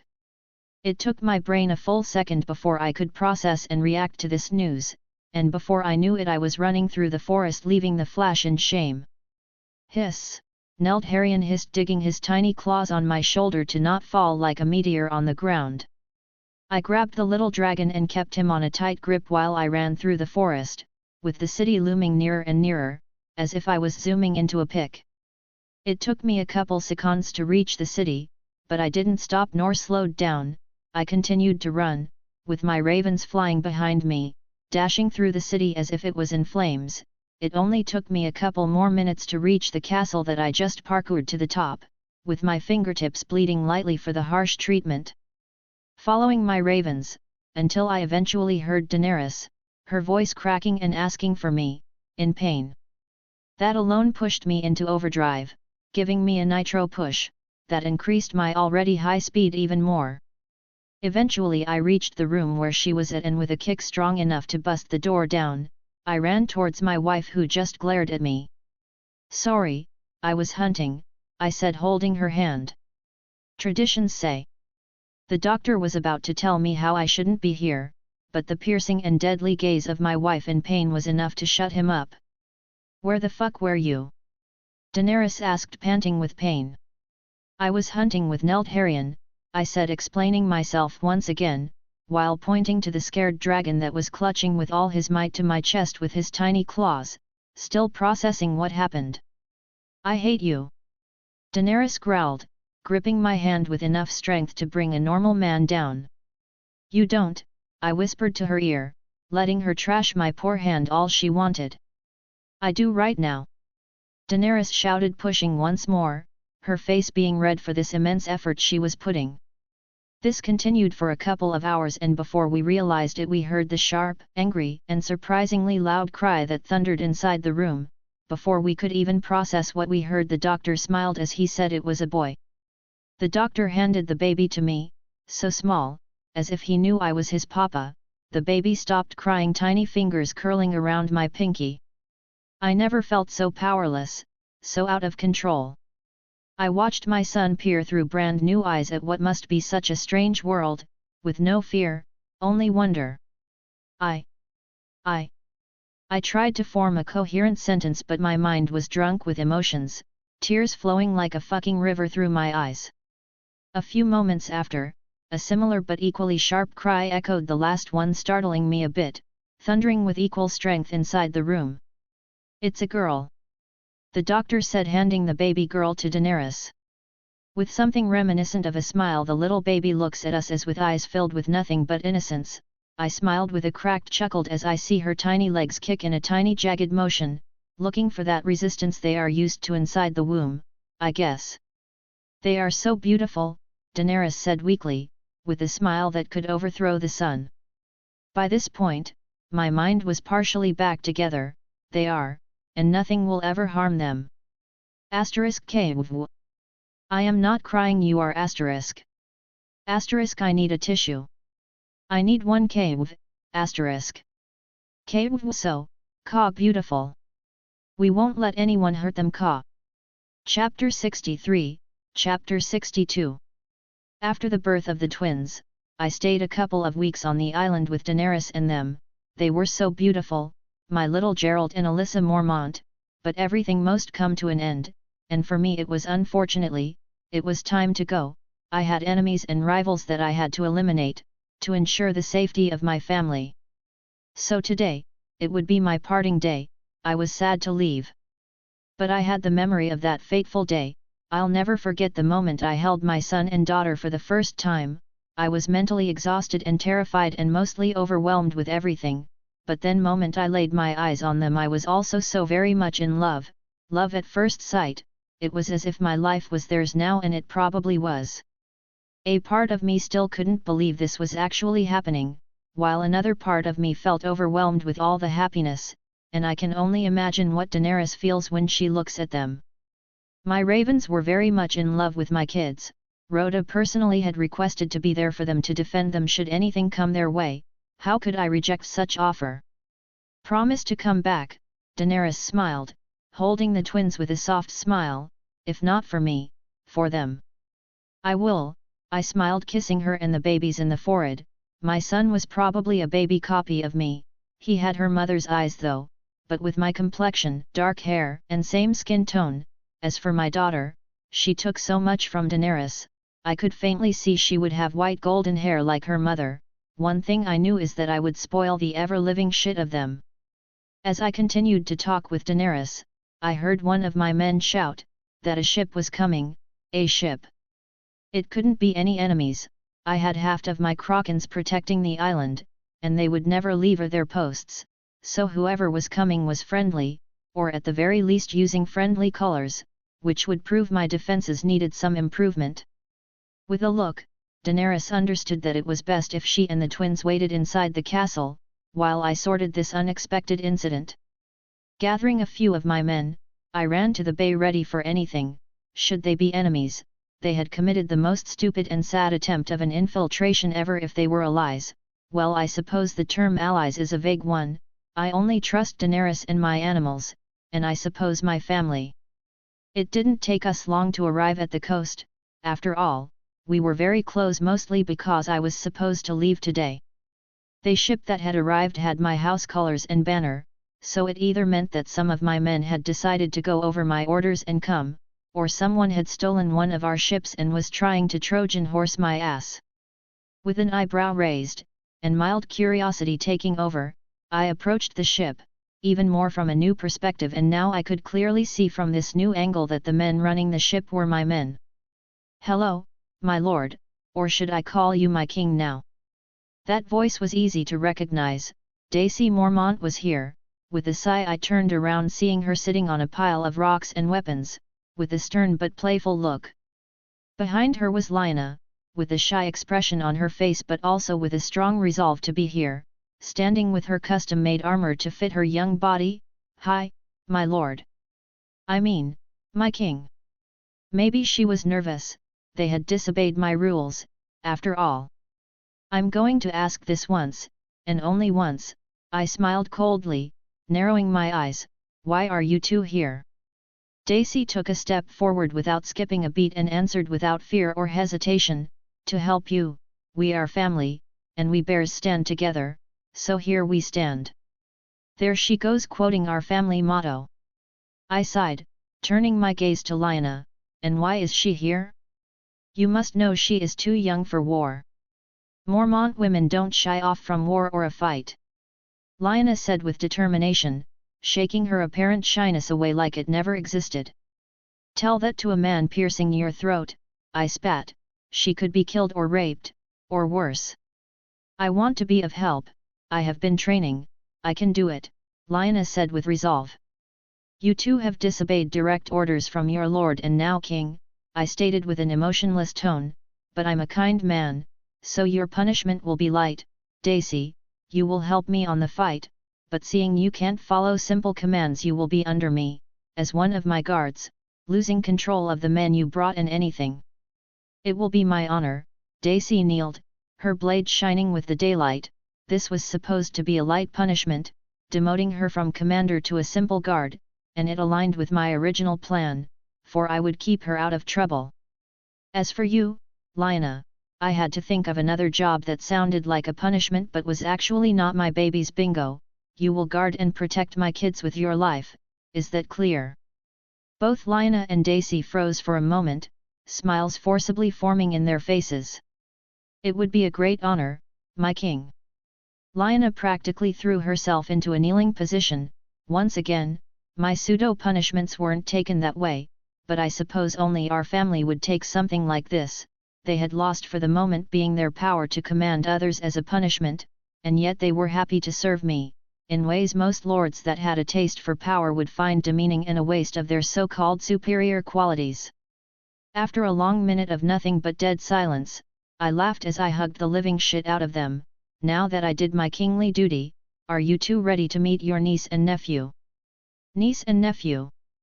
Lyanna inquired with excitement but was confused by the terminology. After all, they weren't my biological sisters, and my kids weren't their niece and nephew, but I was raised with them, they were my family and the closest thing I had to siblings. Yes, now we can leave them waiting, they are eager to meet their aunts, I smiled, practically dragging them over to the castle. I had to flex my adorable bundles of joy, like a good father I had to. Euron Greyjoy POV. Soon, the Sea Stone Throne would be mine, with my ship the Silence, adorably named for the fact that I cut out the tongues of all who serve it in, just because a mute man can't spill secrets, my secrets, or annoy me by talking. Ronard might have a big army, overwhelming mine, but he made a grave and terrible mistake, for his greatest weapon would turn to be his greatest weakness. His dragons would turn on him because I will be able to control them with the dragon horn I found in Valyria. A little blow on this bad guy and his dragons will obey me, and his head will be toasted. I smiled, for this war was won the moment I entered it. After admiring my trump card for a bit, I decided to go to the war council. I had been invited to see what were the plans the old lion had. I have heard of you, Tywin, the old lion said with a scrutinizing look as if measuring me up, and his expression said he was not impressed, but oh, he should, cruel and fearless, but also, unstable. You might be already playing us, you only play for your own gain, and that is something I can respect, but unlike you, we Lannisters keep our word and pay our debts. We shouldn't trust him, he is a man that insults the gods and stabs everyone he serves, one of Tywin's generals said, looking at me with disdain. Godless? Me? Tywin, it seems your generals are going senile. I am the godliest man ever to raise sail. You serve merely 7 gods, but I have served 10,000. From Ib to Asai, and for that I was made the drowned god, and now when men see my sails, they pray. But I don't listen. I smiled at the everyone table. Don't worry, we share a common enemy, one that we both want, death. That we do, for now. Tywin nodded, the old was catching on, he knew or expected my betrayal once we eliminated our common enemy, no wonder he has such a fame. Chapter 64, Chapter 63. After presenting my wife and kids to my cousins and letting them get to know each other a bit with small talk and stuff, I left for Mir and Tyrosh, the next targets of my list, leaving both Lyanna and Dacey on the island, with the mission to protect my most precious things. I knew that my son, Gerald Mormont, and my sweet little princess, Alyssa Mormont, my 2 greatest treasures, would be safe. I still remember when Daenerys asked why I had named our son Gerald, sadly it's a reference she will never understand. While I originally wanted to bring Dacey with me, I eventually caved into the new voice in my head saying she would do better than any other soldier in my army protecting the babies. She was a woman's that could give Brienne a run for her money in battle, and would die for me, my kids or my wife. She was initially surprised that I had changed my mind, but still happily obliged to her new task at hand. And finally, after almost 2 months of doing nothing but chilling for the most part, and taking in the fact I was a parent, I was back on my conquest plans. Mir and Tyrosh. Mir was a city close to the shore and Tyrosh was an island, so I would have to be careful, while pushing them. Unlike during Liss siege, I didn't have many Krakens to take their navy down. After all, I had left the majority of them in Liss to ensure invaders found the place, a tad difficult to invade. But even one Kraken can do a lot of damage, so I decided to kill 2 cities with 1 stone, with a simple, yet effective plan. First, I would send 2 out of the 3 Krakens I had with me right now to Tyrosh, their mission the same they had in Liss, to destroy their navy and cage them in with no escape, the last Kraken to attack Mir's navy, slowly decimating them. While I would be leading the charge to Mir with my cavalry on the land. With this triple assault, I would cut the amount of time it would take me to subdue both cities, ensuring maximum efficiency. In a military point of view, all I knew about Mir was that they, like Dorne, fought traps and misdirection, by using poisons and other stuff to kill their enemies. Everything in Mir was coated in poison from the daggers to the arrows, which was incredibly effective against my basically naked Dothraki, but even with their Dorne-like tactics, we would win. Mir didn't have a big army, being among the weakest cities in Essos, but the reason it was one of the best cities available was because they were the most technologically advanced city in Essos and probably the known way world. I have to destroy these cities fast, the last thing I want is my kids forgetting my face. I chuckled as I sulked in sadness imagining that. They won't forget your smell. I know I wouldn't, Nelt Haran added, approaching me from behind, trying to calm me down, but ended scaring the crap out of me. Since when can you talk?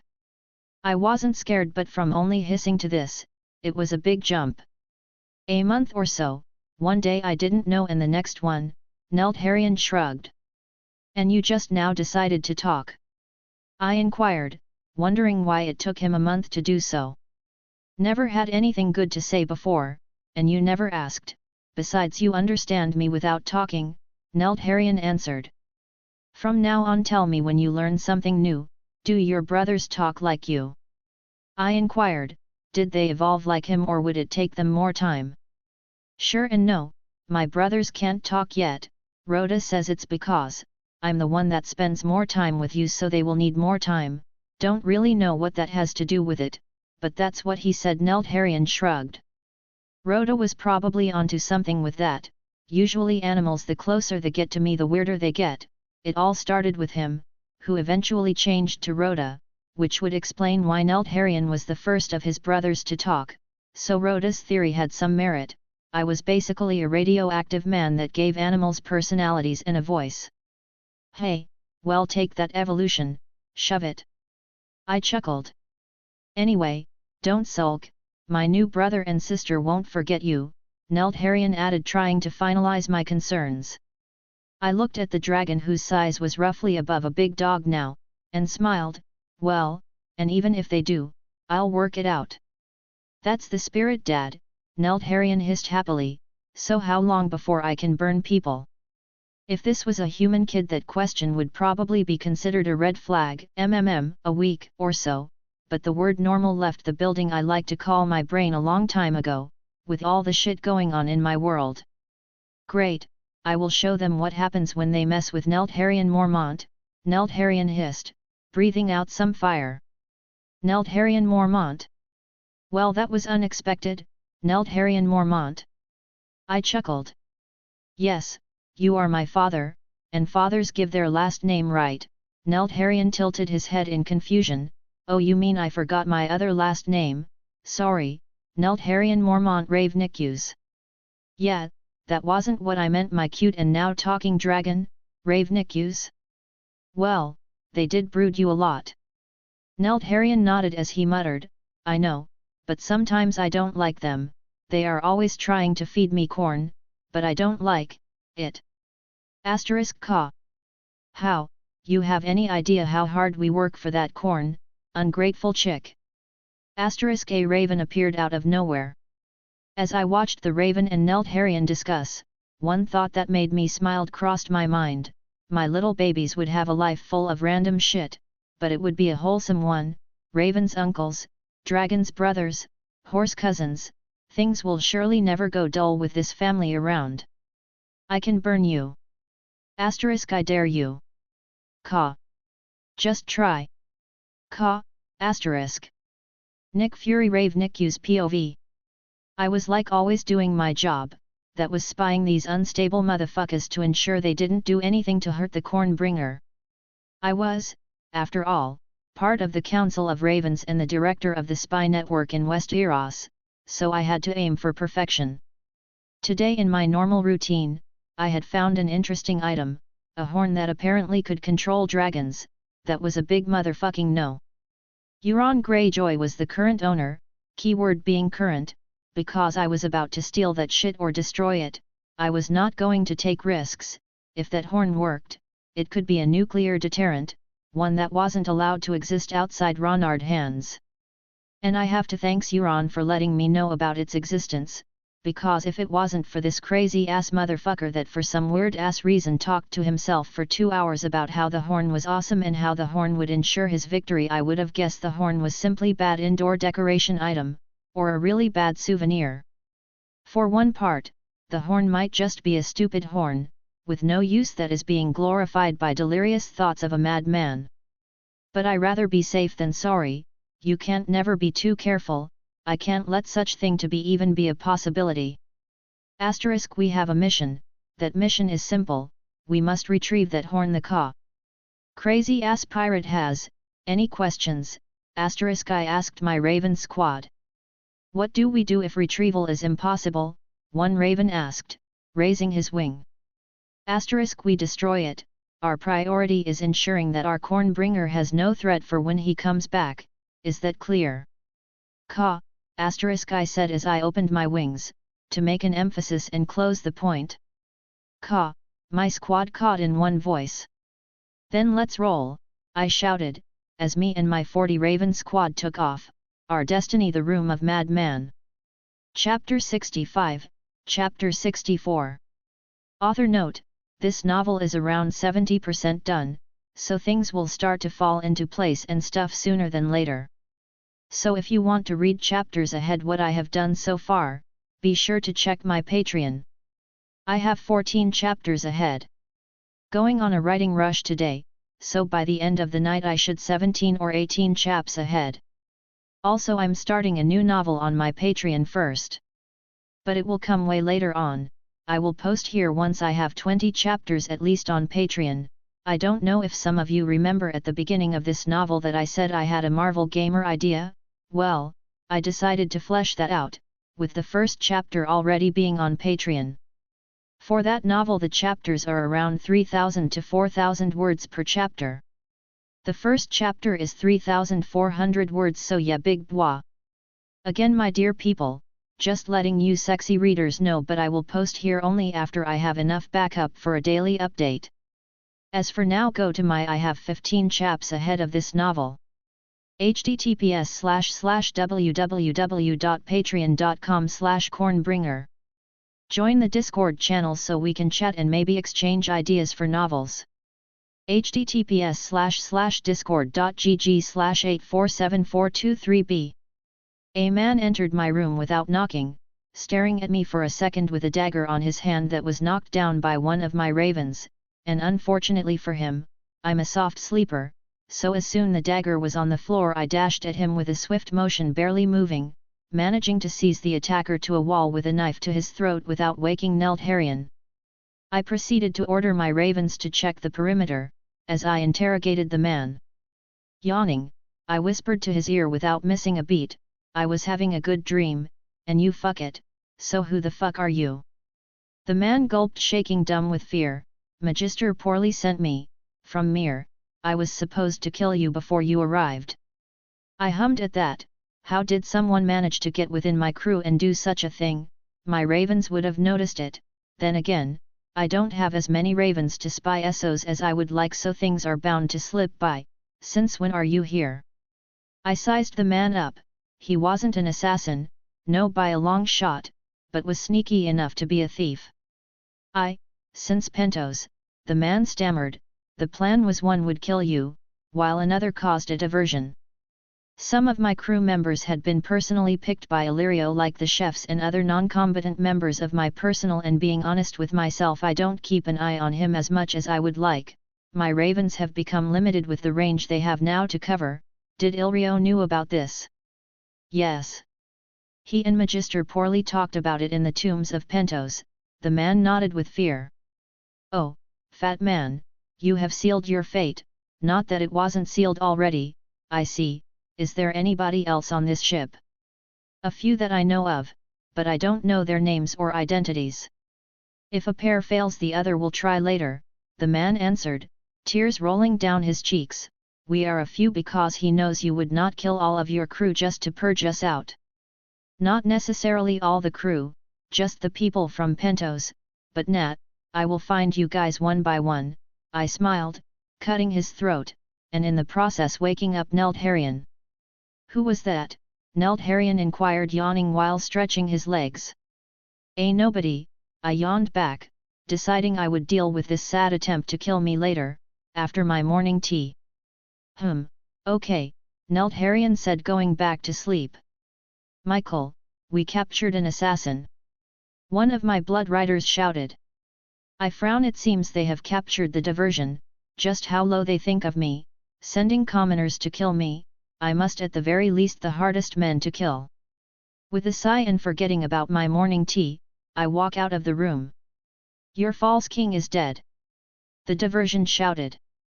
Wow, don't count the chicks before the eggs hatch, I chuckled as I walked to the man, that by this point was extremely surprised. So how much were you guys paid? I mean, it must be a lot, considering. Well, none of you would make it out of here alive, I smiled, taking a seat. We do it for the greatness of the Magisters. The man spat, making my blood riders to react by breaking his arms. The only great one is Arkell, and those who oppose his herd will die, my blood rider said with a dark smile. Pray to your god, see if he saves you, or maybe your Magister. PFF, very well, kill him. I yawned. This guy, unlike the last one I killed, was a fanatic, and that type rarely shares information. What do we do? My blood rider inquired as he cut the assassin's head with his curved blade, probably wondering if there were more of them hiding. Listen up everybody, don't trust anyone that is not a Dothraki, or an Ironborn. If you see anyone cough in a suspicious way, let me know, I shouted for everyone to hear. Some of the Pentos crew was nervous, others were downright scared, and they should. We are to arrive at Mir in a couple of hours. I would recommend killing all the Pentosi men and women, my blood rider said, flashing a bright, happy smile at them. That would ensure we kill them all, but I like the challenge, or we can do this, I smiled, taking a step forward. Those who come out now will be forgiven, those who don't will be tortured once I find out. I will make sure those who don't suffer for months before dying. A dead silence followed after that, but I waited. Seconds turned into minutes, but eventually, 3 men walked forward, kneeling. Magister Pomery has our families, please. Some of us didn't have a choice, one of them begged. The other 2 had similar reasons, and because I was a dad now, let's say I had a soft spot for those willing to kill themselves for their families. Very well, you 3 are forgiven, but for the moment being you will stay on the cells, just to avoid accidents. With that done, I walked to my room, but a concerning thought blasted my mind. I left Pentosi personnel in Liss, my wife, my kids. Almost snapping my neck, I turned to one of my ravens. Go and make sure Daenerys and my kids are safe and sound. Daenerys POV. A few days after Ronard left, assassins tried to take my life, and not only that, but they also tried to kill my babies. Moments like this I'm glad Ronard is and will be overprotective of us. his animals jumped out from unseen corners to attack the assassins, from bears and horses to snakes and ravens, they all fought, helping Dacey fend them off alongside Lyanna and Euron. Lyanna got stabbed in the process while pushing an assassin out of the room, by tackling him, and if it wasn't for Euron, it would have been too late to notice their intents. He overheard their plan and rushed to my room, waking me up and alerting Dacey just in time for her and Lyanna to fight the 16 men off. The snakes, ravens and our new battle bears fought the men off with ease, destroying the attempt to our lives. In the end, I was completely unharmed, and so were my babies. The only one that got hurt was poor Lyanna, who got stabbed on the arm, but the doctors said she would be fine and would make a full recovery. "Are you all right, my queen?" Euron asked. "I am, thanks." I nodded, my mind still racing at the thought of my babies getting hurt, but now that the storm had calmed down, all I could think of was if my Ronard was okay. He had to, so we could burn Illyrio for this. He had to have a hand in this, and he would pay with fire and blood what he tried to do. "Ronard will go crazy when he hears of this," Dacey sighed. "Who is next, bitches?" a bear growled. Unfortunately, nobody could understand him. "This is how we do it in the motherland," another bear added. That was excellent. A snake hissed. "Ravens for the win," a raven added. "These animals aren't normal," Euron muttered, seeing as if the animals were having a civilized conversation. Nick Fury Rave Nick's POV 2 days earlier during the mission, horn retrieval. Entering the room of the crazy-ass motherfucker was easy, and everything was going according to the plan. That was until the unstable bastard entered the room, staring at my squad, carefully lifting the horn. He took a second to process what was happening before he rushed to stop us. "Oh no you don't, motherfucker," I dived him in, trying to gouge his one good eye. "I'ma scratch the heck out of you, bitch. What is wrong with these birds?" Euron growled, slapping me away, but by the moment he managed to do so, the horn was flying out of the window. "Bye bitch," I cawed, flying out, giving him the bird. Chapter 66, Chapter 65. The next day early morning after we settled our camp close to the coast of Mir, I rode with 5,000 men to Mir, to leave a message: surrender and die fast, or surrender and die slow. Our camp was set fairly close to the city, 2 hours on ours, to optimize my troops' movements. I knew Daenerys and my kids were safe, a raven had informed me of it. I could feel it too deep within my heart, but still. Just knowing they had attempted to take them away from me, forever. It fired up an unyielding monster of rage that was running wild deep within me. I wanted more than ever to kill those who had hands in this suicidal arrangement.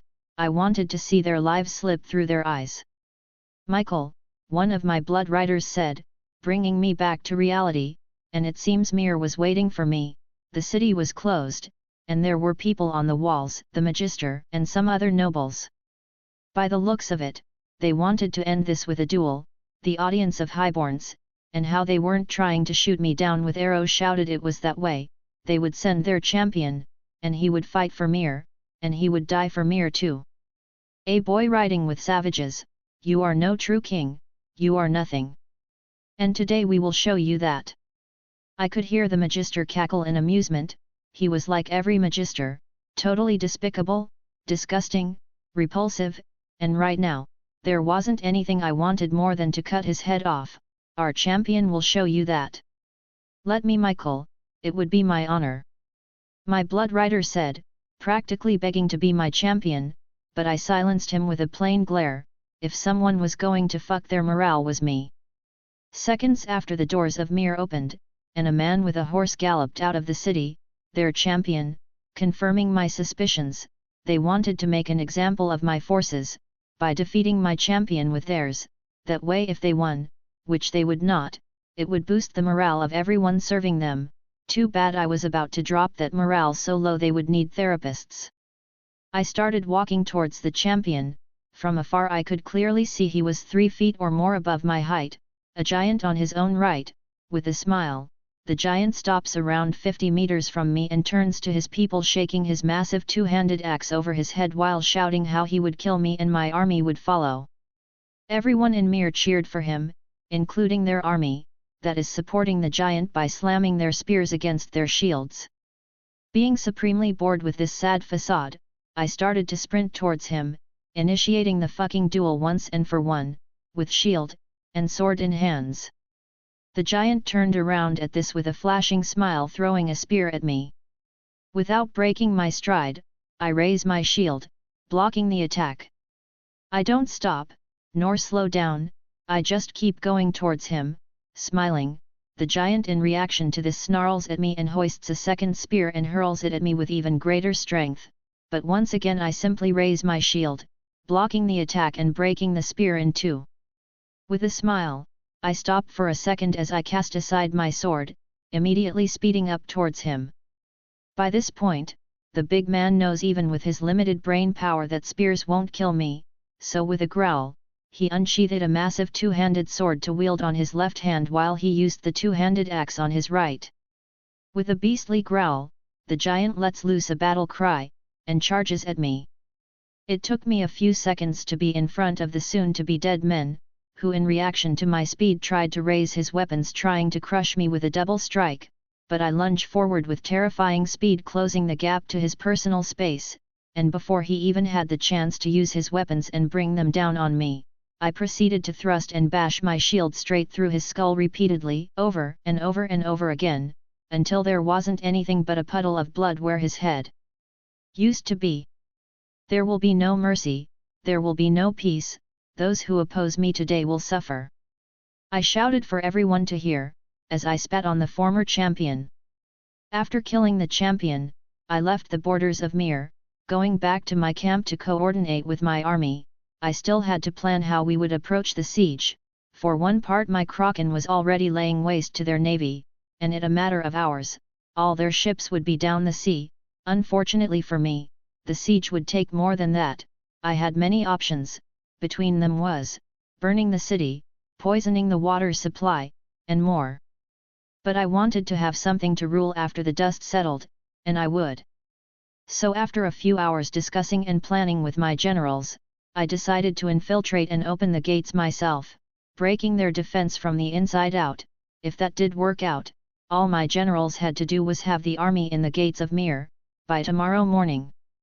With the plan at hand, I left my generals in charge, while I rode with a horse to the castle, with nothing but 2 ravens and my blade on my side. Once inside, I would have to find someone stupid enough to betray their people just enough for me to get in with my army, and then kill them. It was dark, very dark, the moonlight barely shining tonight, and thanks to that, nothing could be seen unless you were a nocturnal animal, the perfect time to sneak inside the castle. With patience and focus, I climbed the castle walls, barehanded, making sure not to make any sound whatsoever, step by step taking my time. I knew once I was on the wall, I would find archers waiting for me, so I had to be careful. If I could avoid killing anyone during this infiltration, it would be most beneficial because I would avoid people going after me, but that's just wishful thinking, and that didn't exist on War. After roughly 15 minutes of climbing, I was nearly at the top. 3 archers were patrolling the area. Sadly for them, they would have to die. Pushing my entire body up above the wall with my hands, I dived the archers, killing them so fast that they didn't even have time to process what was going on. They just fell like lifeless dolls to the ground.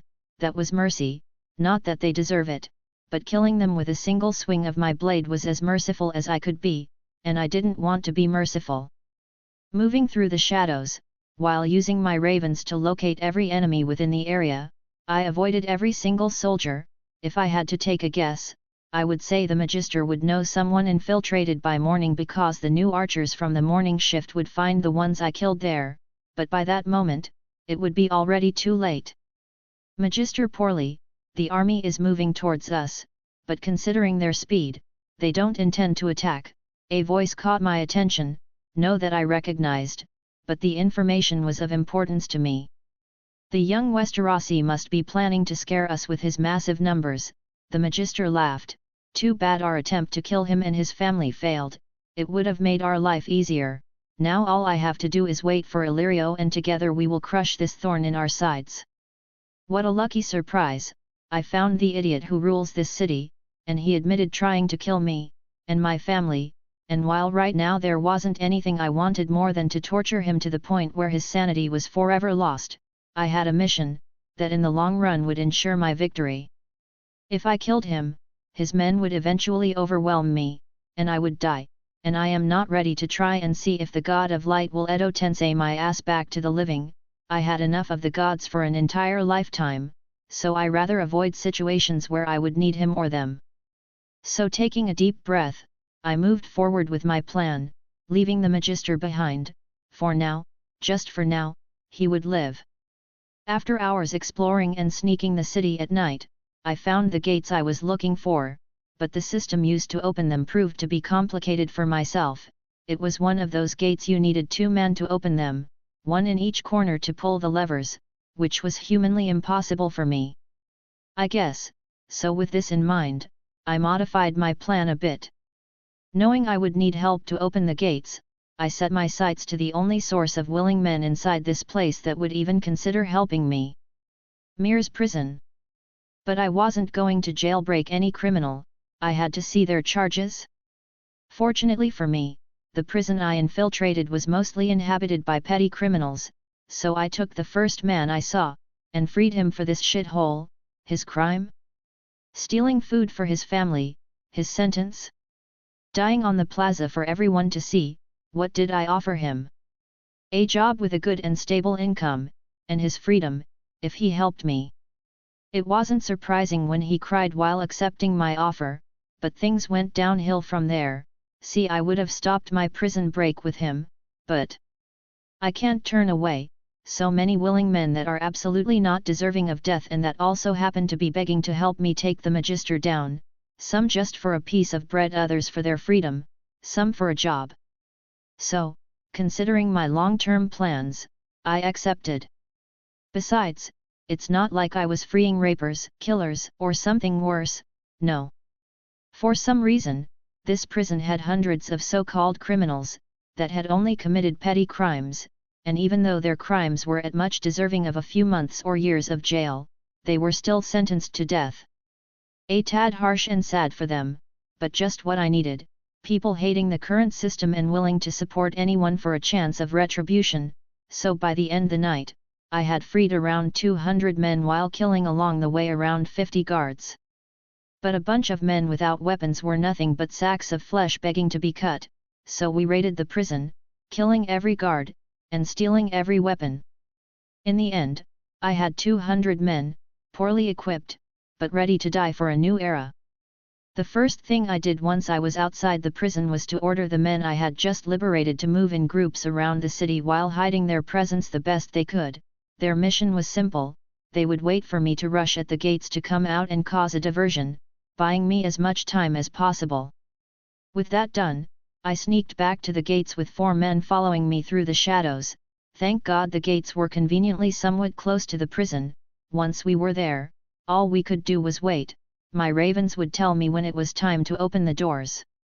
Minutes turned into hours, but our time lurking in the shadows was coming to an end, for a raven was flying close by shouting, "Open the gates!"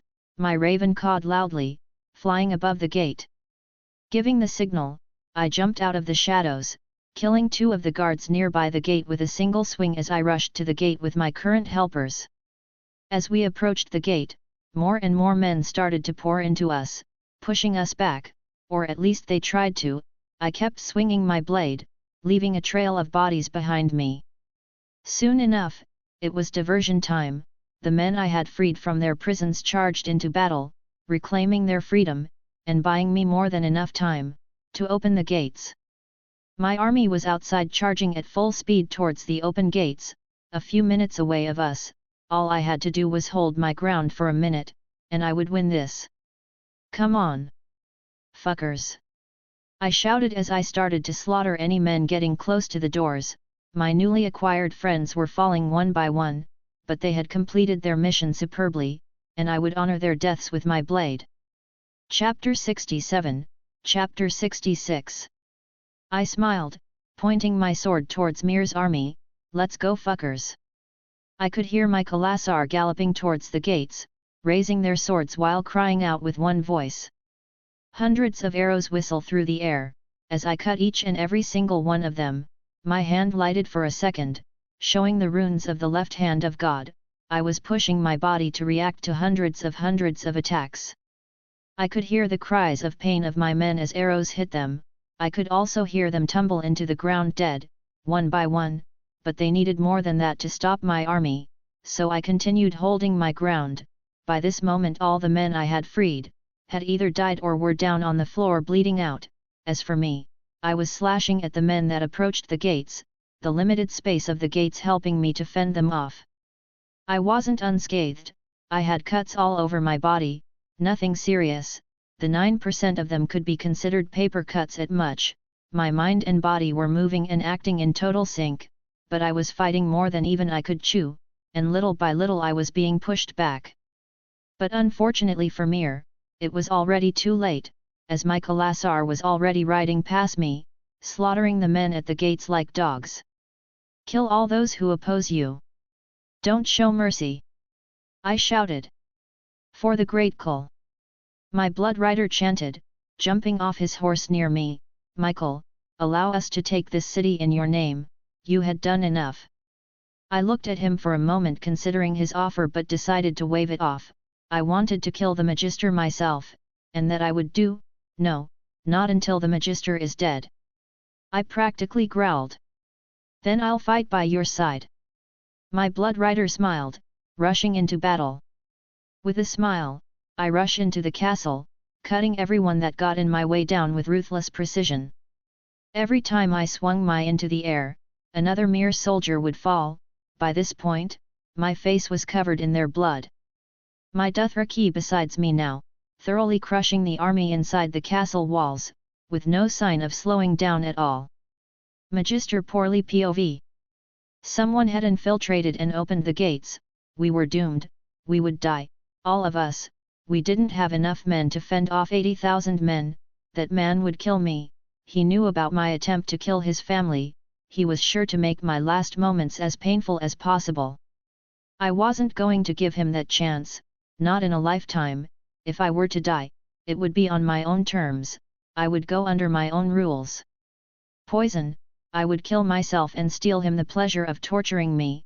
In the end, I would leave this world with one last victory. With that in mind, I rushed to my cabinet trying to get on my poisons to kill myself, the one that doesn't hurt and takes your life away silently, but as soon as I got the cabinet a bunch of ravens started to attack me. Caw. No you don't bitch, asterisk. Asterisk KW. You won't kill yourself, asterisk. Back to Ronard POV. I continued to rush through the enemy lines, slaughtering everyone in my way. My ravens were steadily guiding me to my target. It seemed he was trying to kill himself. And they were stalling him. If the coward thought he was going to escape and go out on his own terms, he was sorely mistaken. Because the moment he attacked my family, the gods had forsaken him, and I was his new god now, and I wasn't a kind god. Suffering, long and lasting suffering awaited him, and his cries of pain will bring me an immense amount of satisfaction. HRMMM. Anger controlling you is. Rhoda said, flying beside me. And what am I supposed to do? Be happy. I growled as I continued to cut heads off. No, but let go you must. Or anger the captain will be. YRSSSS Rhoda was right, if I started to allow my inner demons to control me, I would end up becoming a monster. But how could I?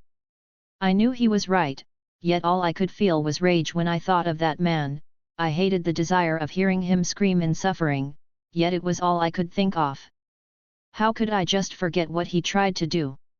How could I just let go? Let others kill him you must, for your anger to quench, YRSSS. I stopped for a second to think about it. Perhaps this way I would stop this feeling I had, and the end result was the same thing, the guy being dead. No, I wanted him dead, and I would do it myself. He who puts the sentence must swing the blade down, but as Rhoda said, I would control my inner demons, I would not let rage guide me. He would die, but I would not dirty my hands as I did with the Magister of Liss. I would have justice without becoming a monster. I will kill him, I finally answered, in front of the door where the Magister was hiding. With one kick, I busted the door open. Behind the door was the pitiful man that tried to take away everything from me. My ravens were attacking him non-stop, he was bleeding, and crying on the floor, utterly pathetic. "Please. I don't want to die," he begged, crawling to me with tears and snot. Hate, anger, disgust, were just a few of the feelings I had for him right now. I wanted to kill him, I wanted to make him suffer, but Rhoda was right, once you go down that path there is no turning back. He had to die, but I didn't have to become a monster, I wasn't like him. Disgusting, I breathed out, cutting his head with a single swift. A part of me was crying this was not enough, but I knew it had to be done. I can't crave into every emotion I feel, or I'll end up becoming a tyrant. No matter how much he deserved to scream and suffer, I had unfortunately to be the better man. Was I satisfied? No. I wasn't. This was but a moment, a fleeting moment that lasted too little to satiate my thirst for blood, but I was happy somehow. I had avoided going deeper into the void. Keeping my sanity is getting harder and harder, I chuckled, as I cleaned my blade from his disgusting blood. And just like that, Mir was mine. While there was still some opposition, by the end of the night, it would be completely under my control. Taking a deep breath, I decided to let my men take the rest of the city. They would do without me for some hours. I needed some time to gather my thoughts, and rest before going to Tyrosh. "Michael." My blood rider approached me. "Take the city, and kill those who oppose you. I need a break," I ordered him. "As you wish, blood of my blood." My blood rider said eagerly, probably happy I had trusted him to take the rest of the city. This was like saying I trust you more than I trust my horse kind of thing for them. *HRMM. Meditate we must, YRRSS Rhoda offered. "You know what, sure. Let's." I nodded with a smile as I walked out of the castle. Melisandre POV. The fire was showing me things, showing me that I was blind, but the Lord of Light is kind and caring, and he had illuminated my blinded mind to his glory. He had shown me I was wrong, that Stannis wasn't the prince that was promised. No, the real prince that was promised was on the other side of the sea. I didn't know who he was, or how he looked, but he wasn't on Esteros. The fire had shown me he was having a hard time, fighting the shadows deep within him. He needed my guidance. And I would give it to him, my guidance, my mind, my body, but first I had to weaken his enemies. I had made his mission harder when I wrongfully thought Stannis was the chosen one. I had to mend that mistake, or I wouldn't be able to serve under his gracefully light. I had to fix my wrongdoings.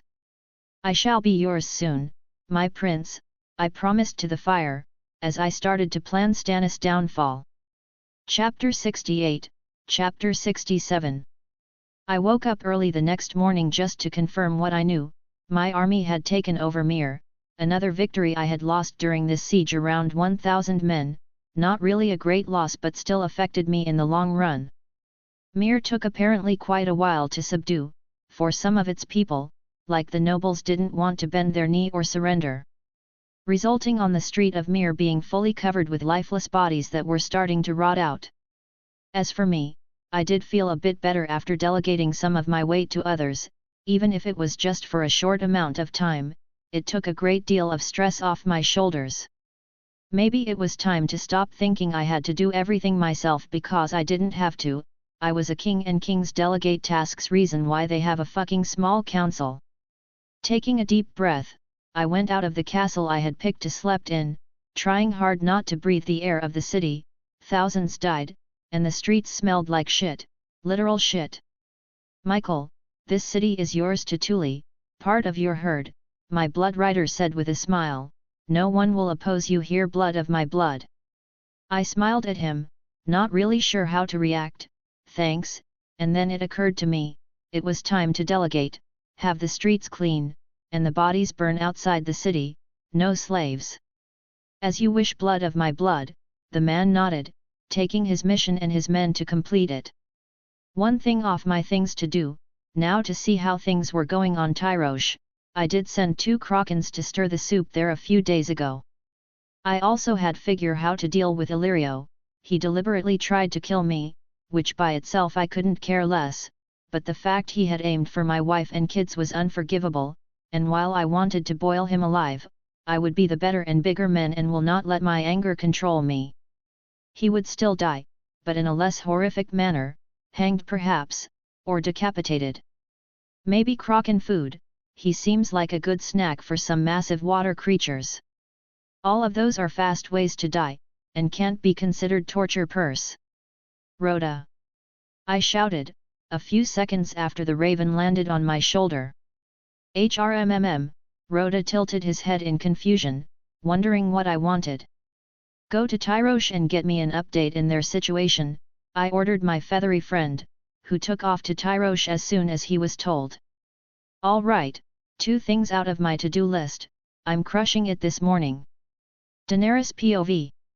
Since that dark day, where the assassins tried to take everything from us, and Yora helped us just in time, I started to think and wonder. That perhaps Yora was worthy of a second chance, if a man like him, the scum of the world like Ronard described him, was willing to throw his life away for us, and perhaps, just perhaps my brother was worthy of redemption as well, maybe the incarceration changed him. We were the last of the Targaryen line, if he was willing, he could be the Lord of House Targaryen. Taking a deep breath, I walked towards the prison cell my brother was being held at. I haven't seen him since he tried to plot against Ronard. That time was the last time I last saw him, but time changes people, time changed me. I was hopeful that he was a different person, that he was willing to let go of his past and be free. Where are you going, my queen? If I might. Dacey inquired. I am going to see my brother, I informed her. She was supposed to be part of the royal guard, so where I was Orwyn was part of her job. Then allow me to come with you, Dacey requested, but I could see on her face she would come either way, just like Ronard. These bears are stubborn. I don't see why not, I smiled. Then let me come too, Yora said kneeling. I offer once again my blade to serve my family till the end of my days. I will discuss this with Ronard, but for now, you will serve with Dacey, I smiled. While I understood why Ronard hated him, I couldn't bring myself to truly hate him after he risked his life to save my most precious treasures. The dungeon was quite the depressing place, nothing but darkness and decay were seen in it. Ronard himself had said our enemies deserve our worst as our allies deserve our best. This was a place worthy of our enemies, a place worthy of those that try to stand in our way.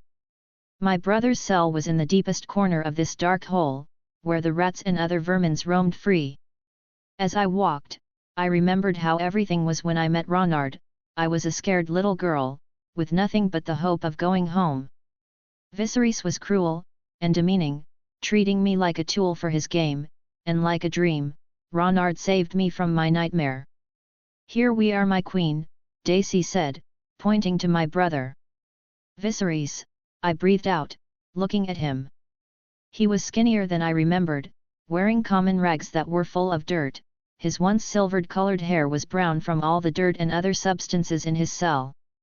Daenerys, Viserys breathed out, looking at me, straight in the eyes with anger, you finally come to free your king's sister.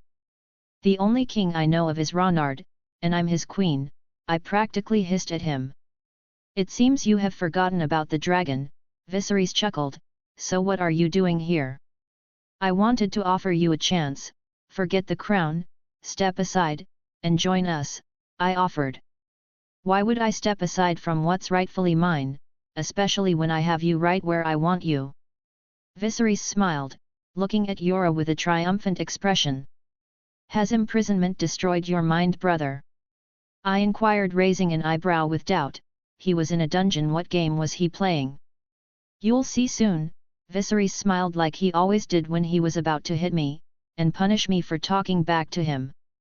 You really prefer to rot in here, instead of being free and getting to know your niece and nephew. I knew Viserys was prideful, but this was just stupid. he even brought the dragons back to the world. I have two with me right now, don't you see? He makes the impossible, possible. You mean the dragons that belong to me? Viserys laughed like a madman, and those things you birthed are no dragons, they don't deserve to have my blood running through their veins, rest assured I will kill them once I get out of here.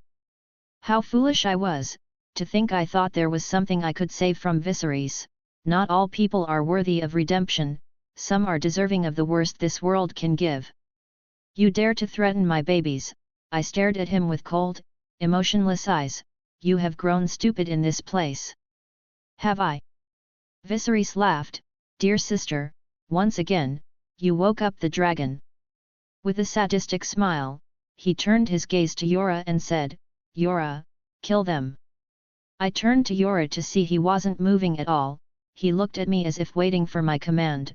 Dacey, on the other hand, had unsheathed her blade, and was ready to kill her uncle if he tried anything out of line. Yora! Kill them! Viserys started to panic, sheer terror washing down on him. He was your plan, I sighed, pathetic. Now you said many times you are a dragon, now how about we rest that? Sister, please remember who kept you safe, who gave you everything, Viserys begged, tears rolling down his face. I do, I married that man, I glared at him, but don't worry brother, fire cannot kill a dragon, you should be fine unless you are no true dragon. With that, I walked out of the dungeon feeling fire burning deep within me. After all, I had an execution to plan after I interrogated Yora about what just happened. Chapter 69, Chapter 68. Delegating things would and was making my life considerably easier, that way I could focus on one or two tasks at hand, by expanding my goals and optimizing my conquest. With this mindset, I had ordered the general of my navy to attack Tyrell and claim the city on my name, while I went with a chunk of my Khalasar to Astapor. Why did I want to go to Astapor? Well, Astapor, or the Slaver City, also known as the Red City, was renowned for their harsh slavery methods and their incredibly lucrative unsullied trading business, aka eunuch slave soldiers. Soldiers that I wanted to buy. Their price was high, very high, but what I had gained from Mir and Liss, and what I had from Westeros, I just should have more than enough to buy all the unsullied available. Besides, it wasn't like I would lose that money at all. After all, I would recover all my investment and more when I raided the masters of Astapor, and claimed their city for my empire. In the books and TV show, Daenerys got around 14,000 unsullied warriors. My mission was to do the same. They would prove to be quite useful, and unlike the Dothraki, they were quite good at fighting armored warriors. Astapor was unfortunately really, and I mean really far away from Mir. It would take me roughly more than a month of travel to get there, if I didn't find any problems on my path. Not that I would find any problems, after all, I had 15,000 Dothraki men riding with me, a big Khalasar of loyal Dothraki riders, and to be honest, I didn't think anyone would stupid enough to attack me, perhaps another Khalasar, but considering the remaining Dothraki tribes are small, they would most likely avoid me. The question was, would the masters of Astapor be stupid enough to sell me the unsullied? By now people must know I'm conquering, and that's like selling weapons to your enemies, unless they think themselves to be above my reach, just like they thought with Daenerys on the show. I suppose I'll find out there, I sighed. One of the main reasons I had brought with me such a big army was just in case the masters tried anything funny, though I was crossing my fingers they didn't. It would be a shame to kill the unsullied because their current masters were stupid. Daenerys POV. I was a fool to think my brother had any redeemable qualities, an utter fool. But I could see now, I was blinded by the beautiful truth. Viserys was nothing but a nuisance, a threat to my husband, my babies, and myself, and threats must be purged. And he will be purged, in a poetic way. His entire life he had called himself the dragon. Well, I was about to see how much of a dragon he was. I would burn him alive, showing the world he was no true dragon, and that I would kill anyone that posed a threat to my family. My queen, Yora kneeled. My interrogation with him revealed some interesting things about him. apparently he had sworn to serve my brother, but had forsaken that vow when he saw his son. Did I trust him? No. If he was hiding that, the chances of him hiding more stuff from us were high. I trusted no man but Ronard. Is the fire ready? I inquired. Yes, Euron nodded. Are you sure you want to do this? You are not here to question my orders, just to follow them, I glared at him. As you wish, my queen, I will get your brother out, Euron nodded, leaving the room, going to the dungeons to get Viserys to his execution. He is no brother of mine, I said coldly. Viserys had lost that privilege the moment he aimed his fangs at my family for a second time. Jon Snow POV. Father was alive, and by the looks of it he was already safe. Rumors go that it was Ronard the one who saved him. I was glad beyond comprehension, after months of not being able to sleep well, thinking I would wake up with the news that father was killed. I was finally able to put my mind at ease, and rest. I owed Ronard a big one, not that I would be able to repay him, I was a bastard on the wall, but I would be here for him should he ever need something. Snow. Coming. I shouted back, wondering who was calling me so late at night. Ned Stark POV. Stannis Baratheon, or Ronard Mormont, the difficult choice torturing my mind. The north in part was tired of the southern oppression, and none of the lords in the north actually wanted to bend the knee for Stannis, some even wanted to put a crown in my head instead. But I was ill-prepared to rule, I was but an honest man, a lord. I was and I would never be fit to be a king. But even if I didn't want to rule, I had to choose a side, Ronard or Stannis. Ronard was loved and extremely popular in the north after he freed me, so I was certain my vassals would not oppose the idea of Ronard sitting on the Iron Throne. He was a northerner that married a dragon. But even though I was bound by honor to Stannis, the legitimate heir of Robert, the decision was hard because a man without honor is no man. I have lived by those principles my entire life, I almost died by them. Robert used to say that honor is not always the answer to everything. And perhaps he was right.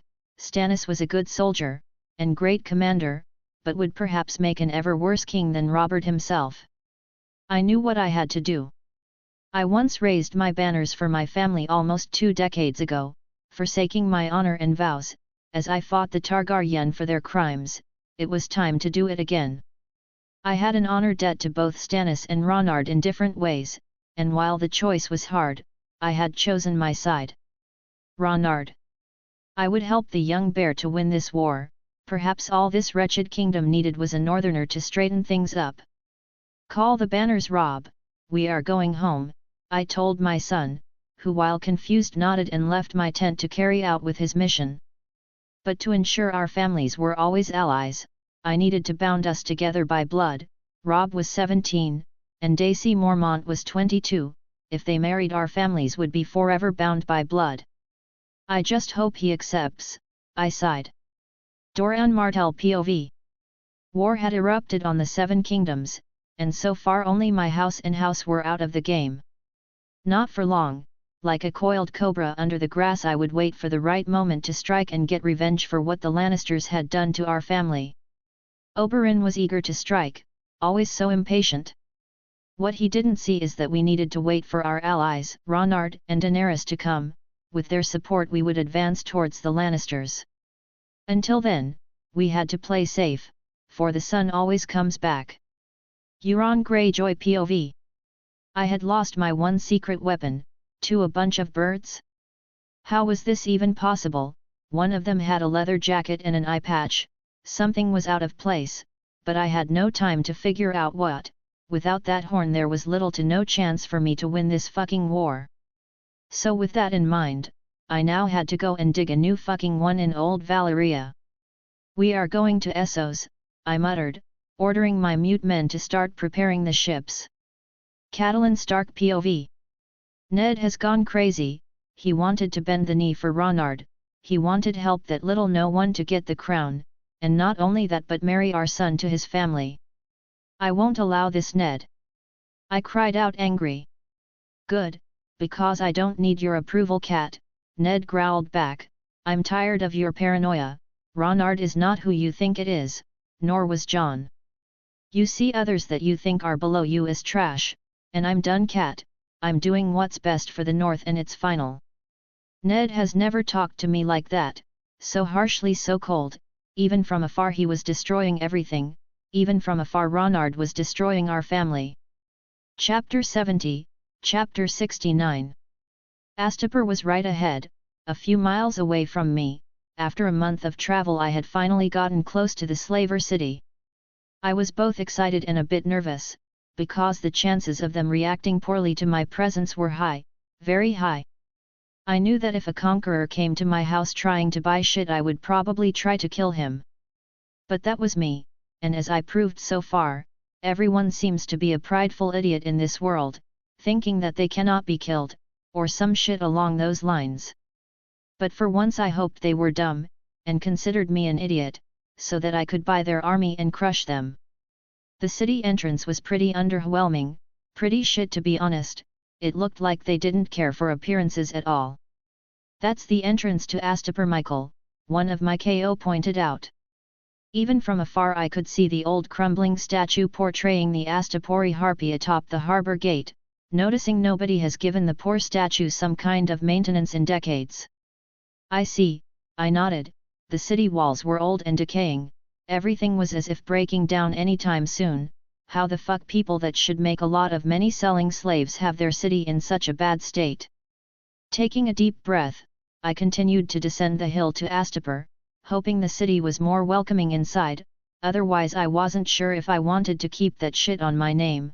Once I conquered Essos, perhaps I would delegate someone to fix everything, and come back once this looked more decent. Let's go, I sighed. Ned Stark POV. Going back to the north was a bit harder than I would have liked. I had to break Robb's betrothal with House Frey, because they had tricked my son. We already had an agreement of free pass before and the old Frey broke it. But he wasn't one to go back on what he wanted, so I had to pay a toll, a big one to pass. And even though I managed to pass with all my family and army back to the north, I had a distinctive feeling the old Frey was planning something bad for us. But whatever that was, it would prove meaningless in the north. Cat wasn't on speaking terms with me, refusing to acknowledge my existence after I decided to side with Ronard on this war. I hoped that eventually she would let it go, like she did with Jon. Now, it was time to go home, and plan the betrothal with House Mormont to ensure we are tied by blood. Robb wasn't entirely sure about the idea, but accepted nonetheless. Now it was a matter of time whether Ronard would accept our betrothal or reject it. "Do you think Dacey is a beautiful woman, father?" Robb inquired. "I saw her once, I say she's all right," I nodded, with a chuckle. "Boys will be boys." Nelt Haran Mormont Rave Nicu's POV. Father had tried to leave me in Mir, little did he know I sneaked inside of one of his carriages. I won't let him get out of my sight. I have to protect him and burn his enemies, it is my duty as his oldest son. Caw, he will notice, one of my raven uncles chuckled. Asterisk, he won't. I'm super sneaky, asterisk, I hissed at him. Sure, caw, the raven laughed. No matter what my uncle said, I knew father would not notice. I was the best at hiding, father had told me so. Ronard Mormont POV. Nelt Haran, technically my oldest son, thought he could hide from me, but being fair I noticed he was with us halfway here, when I saw his tail peeking out of one of the carriages. I didn't have the heart to tell him he sucked at hide and seek, as a father is my duty to encourage him. Asterisk, caw, you see him don't you? A raven inquired between chuckles. I do, I chuckled. No he doesn't, Nelt Haran hissed angrily, followed by 5 full seconds of silence. Damn it. So what are you doing here? I eyed him carefully. One of the reasons I wanted to leave him in Mir was so the greedy assholes of Astapor didn't try anything with him. Well, Nelt Haran peeked out the car, with the innocent expression and a pair of puppy eyes. I wanted to burn some people that opposed you? First, you do not make puppy eyes because you want to burn people, and second, how the fuck a dog-sized lizard can be cute. I see, was all I could muster to answer. So can I? Nelt Haran asked excitedly. Later, for now you must stay hidden, this part of my mission is purely diplomatic, I informed the eager dragon, after I obtained the Unsullied, just then he could go wild hog on them. Okay, Nelt Haran hissed with a pout. I'll make sure he hides correctly, one Raven said with the utmost confidence. Very well, I nodded giving my approval. Hey, I can hide very well myself. You will follow our command, young chick. As I tuned out their discussion, I started to walk down to the gates of Astapor. The gatekeeper was signaling me to come closer. The thing with Astapor is that people just don't go in if they have an army, reason why I was waiting outside. The masters of the city had to approve of my entrance, and even then, I would only be allowed to enter with my guards. I had informed the gatekeeper of my intentions, and they had told me to wait till I was called. You may come in, the gatekeeper called out. The city was even worse on the inside, people dead on the streets, slaves by their look. The sights were something out of a horror movie, and one with an awfully low budget. After roughly 15 minutes of walking to the deplorable place, I was finally guided inside the castle of the masters. The first one to greet me was Krasnus Monaclaus. He was utterly disgusting, with an oiled red and black beard that smelled like shit, and with tits bigger than any woman. What sort of business you are looking for here, stupid brat? The man asked in Valyrian. The master says what sort of business you are looking for here. A little girl beside him said, if I had to take a guess she was Miss Sandai. Miss Sandai was somewhat similar to the actress that played her role. She had a round flat face, with dusky skin, and eyes like molten gold, but unlike in the show where she was a woman, here she was only 10 or 11 by what I could judge from her height and voice tone. Tell the master, I want to buy every Unsullied he has, even the untrained ones, I said with a smile, as I saw the girl translating what I had said. Ha, as if he had enough money to do that, the master laughed. Little did he know I knew how to speak bastard Valyrian. Tell him money is not a problem. Miss Sandai did as she was told, translating once again for me. Each Unsullied costs 100 gold dragons in your coin, the total with all the ones we have would be 1,400,000 gold dragons, the master informs, and while I understood I waited for Miss Sandai to translate. After she translated I smiled and said, tell him I'll give him 1,200,000 gold dragons, considering some aren't fully trained. Miss Sandai nodded and translated. The master stood silent for a while as if weighing the options. Tell the idiot we have a deal, the master chuckled. The master accepts your offer, Miss Sandai said. Tell him, I want you as well, that I will throw another 1,000 gold dragons to the deal, I smiled, surprising her. With a nod she translated, the master looked at me and said, you belong to him now, girl. The master accepted, Miss Sandai informed me. Good, tell him, I'll bring him the money in a month, so to please have my things ready by then, I said as I added, you coming with me in the meantime. Once again she translated, and the master accepted. He said your property will be ready in a month, all 14,000 Unsullied. Good, let's go, I nodded, with Miss Sandai following me close behind. In the end, everything went as I planned. These people were idiots, for as soon as I got my army, I would end them. Chapter 71, Chapter 70. As I walked out of the slaver city, I smiled at the little Miss Sandai who didn't even dare to look at me, scared I would strike her for it. Patting her head with my hand softly, I smiled as I said, no need to be afraid. Miss Sandai looked at me for a brief moment. This one is yours to do as you please. All I want is an employee, so you are free to do as you please, I chuckled. You aren't a slave anymore. I might have bought you, but all I bought was your freedom. If you decide to stay with us, then it's your choice.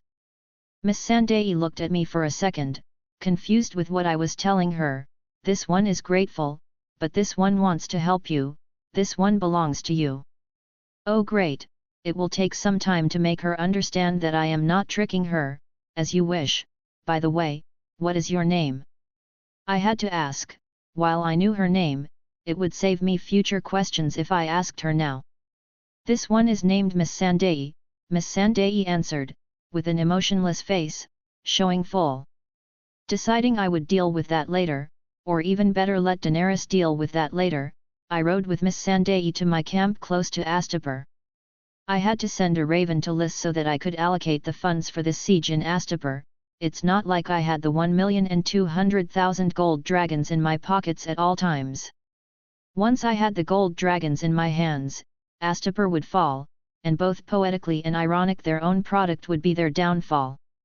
How I love some good poetic justice, I chuckled, imagining the slave masters' faces when I took their city and gold thanks to them. Melisandre POV. Stannis' undoing was written on the fire, he would fall, and from his ashes, my prince would rise. While I didn't know for certain who my prince was, I had a strong and deep feeling it was Ronard Mormont, or the young conqueror as some call him. Even Ned Stark had seen his blinding and magnificent light and had chosen to follow him. I even had to stop Stannis from attacking the Starks, for they were loyal servants of my champion, and as part of Light, I had to protect them. Ronard was unique in every way, and as the prophecy had foretold, he had started to join the world together, under his banner. All he needed was my guidance, and no one would stand on his mighty way. But first, before becoming entirely his, before letting him use me as his tool, I had to burn his greatest enemies in the west. The Baratheon brothers, both Stannis and Renley, had massive armies. But even they would burn against his might. Renley would die soon, and I would use Stannis to do it. Using Stannis' life force, I would use the shadows to eliminate Renley. The only problem was that I had to have sex with him to do it. After all, a shadow is a type of magical creature born from the light, that uses a man essence to be born. I didn't want Stannis touching me anymore, the idea was horrid for me. I was born to be the most loyal servant to the prince that was promised. Serving Stannis in any way was utterly disgusting. But I would do it for my prince. Renly Baratheon POV. I loved Loras, he is and will be forever my everything, my sweet rose of joy and passion. Every time he was out fighting, my heart would drop a beat, thinking he would come back dead. But I knew the gods were protecting him, for he was mine. If only people noticed that I was fit to be a king and stopped opposing me, things would be better. I was born for the crown, but nobody seemed to see that. Lord Stark went as far as to pick a brat over me. What a disappointment. My king, Lady Tyrell is here to see you, one of my rainbow knights said, entering my chambers. Marjorie Tyrell, my betrothed, I had to marry her if I wanted to keep House Tyrell on my side. The idea of betting her disgusted me to no end. If only she was Loras, things would be different. But even a mighty king like me has to make some sacrifices. Send her in. My king, Marjorie smiled, as she entered my chambers. Stannis Baratheon POV. Ned Stark had chosen to follow the Mormont brat, instead of me. Where was his honor? His loyalty? If there was someone I thought I could get on my side, was him. He was supposed to be bound by honor to me. And yet he threw all that honor away because the young bear saved his life. Pathetic. I wanted to march against him and show him what happens when you betray your king, but Melisandre stopped me. Saying this was part of the prophecy, that I had to leave the north alone until I had the crown.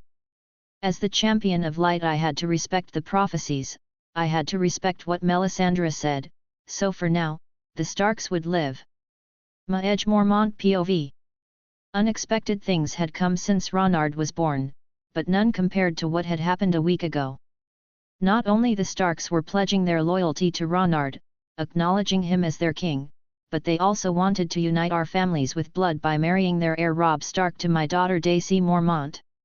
I had of course accepted, letting the Starks know that Dacey and Ronard had the option to break the betrothal should they feel the betrothal is not fitting. And just as I was sending the raven to House Stark with my answer, was the point where I knew I had lived too long. We went from one of, if not the smallest house in the Seven Kingdoms, to a royal family. Everything in less than a decade, he made the impossible, possible. He was both feared and loved, and I knew he would make a great king, not because he is my family, but because whatever he touches turns gold. I'm too old for this shit, I chuckled. Tywin Lannister POV. Lord Stark had left the battlefield with his banners, going back to the north. Apparently, he had pledged his loyalty to the young bear. That was very unexpected but was also just what we needed. The Starks were in their own way a force to be reckoned with, one that could potentially change the tide of this war, if they happened to join an active side of it. But they didn't. Ronard Mormont, while a player of this war game, was as of this moment an inactive player. He would join soon, that much was certain, but that could take months or even years. So the Starks joining him now didn't affect us in the immediate future, for all it meant to us now was that we had fewer enemies to fight off. This, of course, would affect us in the long run, but I liked the long run. It gave me time to plan to craft his fall. Things have just gotten easier for us, I smiled, for once this war was starting to look promising for us. Ronard Mormont POV. I had sent the Raven to Liss, and all I had to do now was wait for a month, maybe more depending on things. But I would take advantage of this situation, learning as much as I could from Miss Sandai. Like, how Astapor worked, how loyal were the Unsullied, what animals were common in Essos, and how was the slave-free man ratio in each city. This month would prove to be quite educational, but that was just one of the things I would do during this time. After noticing that my poor ravens were not only being overworked but also were falling short to cover 2 full continents for me, I decided to expand my animal friends. With the help of Nelt Haran, a few of my ravens, and Miss Sandai knowledge, I would hunt for any animal that had any utility to me, from rats to hawks, anything was possible. Are you ready to hunt? I asked eagerly to the confused little girl. This one is pleased to help you, Miss Sandai said.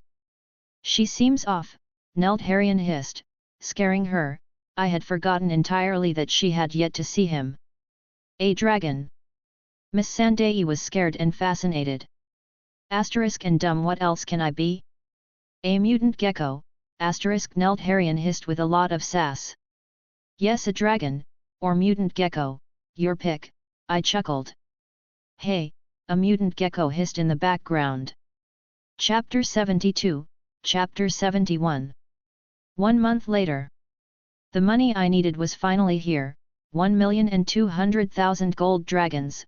With it, I would buy the Unsullied and destroy Astapor. During this month, I had increased my animal friends with different animals. I had acquired 200 owls, 3,000 rats, 2,000 mice, and around 200 new snakes. It was in the end quite a productive month. Now it was time to move forward and show the masters the power of irony. Miss Sandai, today will be the fall of Astapor, I smiled at the little girl, who looked at me for a second with confusion flowering inside of her. During this month she had tried to figure out what type of master I was, expecting physical, or perhaps sexual abuse, but I had proven her multiple times that I was not like the bastards she served in Astapor. A part of her already knew this, but she was still reluctant to believe such thing existed and was afraid to let her guard down, but we were getting there. This one will be your side, Miss Sandai smiled almost imperceptibly. Can I burn them now? Nelt Haran inquired as he got out of the bed. I looked at Nelt Haran, who had grown a lot during this month, going from dog size to bear size, and smiled. Yes, yes you can. Nelt Haran looked at me with a wide smile as he hissed, asterisk, you won't regret it, Dad. I will burn them all, I'll make you proud, asterisk. I chuckled at his enthusiasm. Yes you will. The Plaza of Pride was just like everything in Astapor, in a pitiful state, that made you wonder how the fuck they got to that point, but I wasn't here for the sights anyways. I was here for the Unsullied. With them I would destroy this city and rebuild it from the ashes. My plan was simple: to use their own product to destroy them, but it seemed the Master's stupidity was beyond what even I had expected, because not only they were selling me every Unsullied soldier available in their rooster, with a few minor exceptions, but they had also allowed my army to enter the city this time. So instead of the original 14,000 soldiers I expected to have during this raid, because I expected them to have some brains, or at least a sense of self-preservation, I would have around 29,000 soldiers and a dragon, which would make this siege, this massacre incredibly easy. Do you have the money? The master inquired in Bastard Valyrian with a greedy smile. I do, I answered. Miss Sandai was by my side, but I had instructed her to be silent. I wanted to be the one dealing with the masters for today. Oh, the little bitch taught you some Valyrian. The master laughed with some concern. No, but it's my wife's mother language, I chuckled, letting him know that I knew before buying Miss Sandai how to speak Valyrian, so how about we do this? The master eyed me for a second before nodding, let's. With a smile, I ordered my men to start bringing the treasure chests with the gold coins I had promised them. Each chest had around 100,000 gold dragons, so in total I had brought 12 treasure chests. The master had his slaves count the money as he offered me during this time some tea or women to fuck while we waited. I obviously rejected his offers, for anything coming from him disgusted me. After a few hours, the count was finally done. Well, this was certainly a pleasure, the master said with a disgusting smile, giving me a whip, also known as harpy fingers, as the Unsullied started to march into the plaza. The Harpy's Fingers is the name of the whip used to scourge slaves in Astapor. Taking a deep breath, I looked at the whip. The handle was made of something black that was elaborately carved. It also had 9 leather lashes trail from it, each tipped by a gilded claw. The pommel had a woman's head with pointed ivory teeth. This whip was given to new masters of the Unsullied as a mark of payment. Will they obey any command? I inquired with a smile. The master laughed. My beautiful creatures will obey any command you give them. Unsullied. Jump once. I commanded, and without hesitation they did as they were told. Kneel. Once again they followed my order without hesitation. I told you, blindly loyal, the master said with pride. And that will be your outdoing, blind loyalty, good to know. Turning to my Unsullied, looking at them with a smile, I said, Unsullied. Slay the masters. Slay every soldier. Slay every man who holds a whip but harm no children.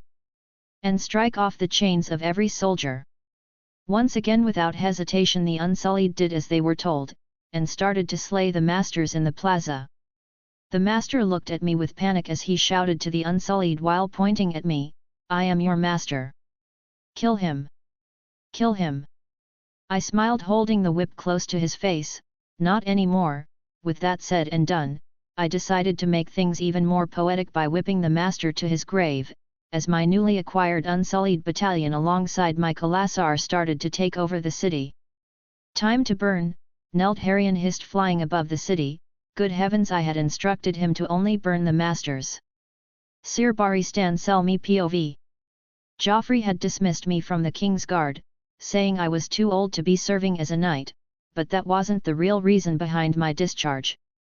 In an unprecedented and unexpected move, from Lord Varys, I had been discharged under the grounds that I did not keep King Robert safe, and that age was starting to hit me. But that was just the tip of this political iceberg. I was old, not senile. I knew the Lannisters' motivations were to allow the brat to give a white cloak to his dog, Sandor Clegane, and to allow Queen Cersei Lannister to place her brother Jaime as the new Lord Commander with a seat on the small council. I was angry at this. I had served against my beliefs for my entire life, and this is how I get paid for my services, but I was also happy. After all, I've burned away my years fighting for terrible kings. As man of honor I had to keep my vows, even if I was serving a drunk or a lunatic. And just for once in my life, before it comes to an end, I want to know what it's like to serve with pride, to fight for someone I believe in. With that in mind, with the opportunity to serve someone I believed in, I was on my way to Essos. I will use what is left of my life to clean my sins with my blade, I muttered, holding the hilt of my blade tight. Tywin Lannister POV. I leave for 1 week, 1 fucking week, and my children fuck everything once again. While it was true Sir Barristan Selmy was old, his name brought fear into the hearts of our enemies. An asset we needed more than ever. But the idiot I had for a daughter had to meddle in matters that didn't concern her and hurt our side even more. If the old knight decided to serve Renley, Stannis, or the Mormont brat, it would hurt us to no end. I now had to do some damage control, before things escalated. It's almost like my children want to lose this war, I muttered. Back to Ronard POV. Taking Astapor was easy. After a few hours, I had complete and absolute control over the city. I was richer, because while the city looked shit, it was loaded with gold, literally. My army was still pulling gold out of the city, and by my estimate, I had not only recovered what I had paid for the Unsullied but had made that about over 10 times already. My army was officially in the 100,000s, counting the men I had on Westeros. Things were going great today for me. You really meant what you said, Miss Sandai said in disbelief. I do, I nodded, ruffling her hair a bit. Take a good look around, for this is what will happen to every slaver in the known world.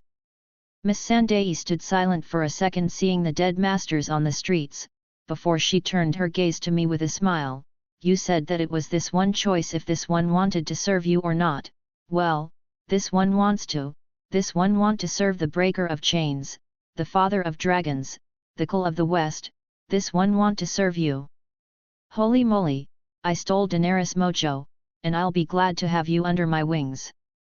Chapter 73, Chapter 72. After taking full and absolute control over Astapor, with my first order of business being that slavery was illegal and that all slaves were free to choose their own path, I left the city, leaving a small army of 5,000 men to protect it as I rode with the rest of my army off to Mir, where I would meet with Daenerys and my babies. Coming to Astapor had opened my eyes to many interesting problems in my plan. Logistically speaking, every time I conquered a city I had to leave behind some type of army to defend it. Which in the end, would leave me short of men. The only way to avoid that was to completely destroy any opposition. And considering that so far I had personally conquered 3 cities, 4 if I counted Tyrosh that was conquered by one of my generals during my time in Astapor, things were looking bad for me in the future. In each city I had been leaving around 5,000 soldiers to defend my new lands from sieges and raids from nearby cities that decided it was their time to shine, leaving my usable army in the 75,000s, at the moment, instead of the almost 100,000 I had in total.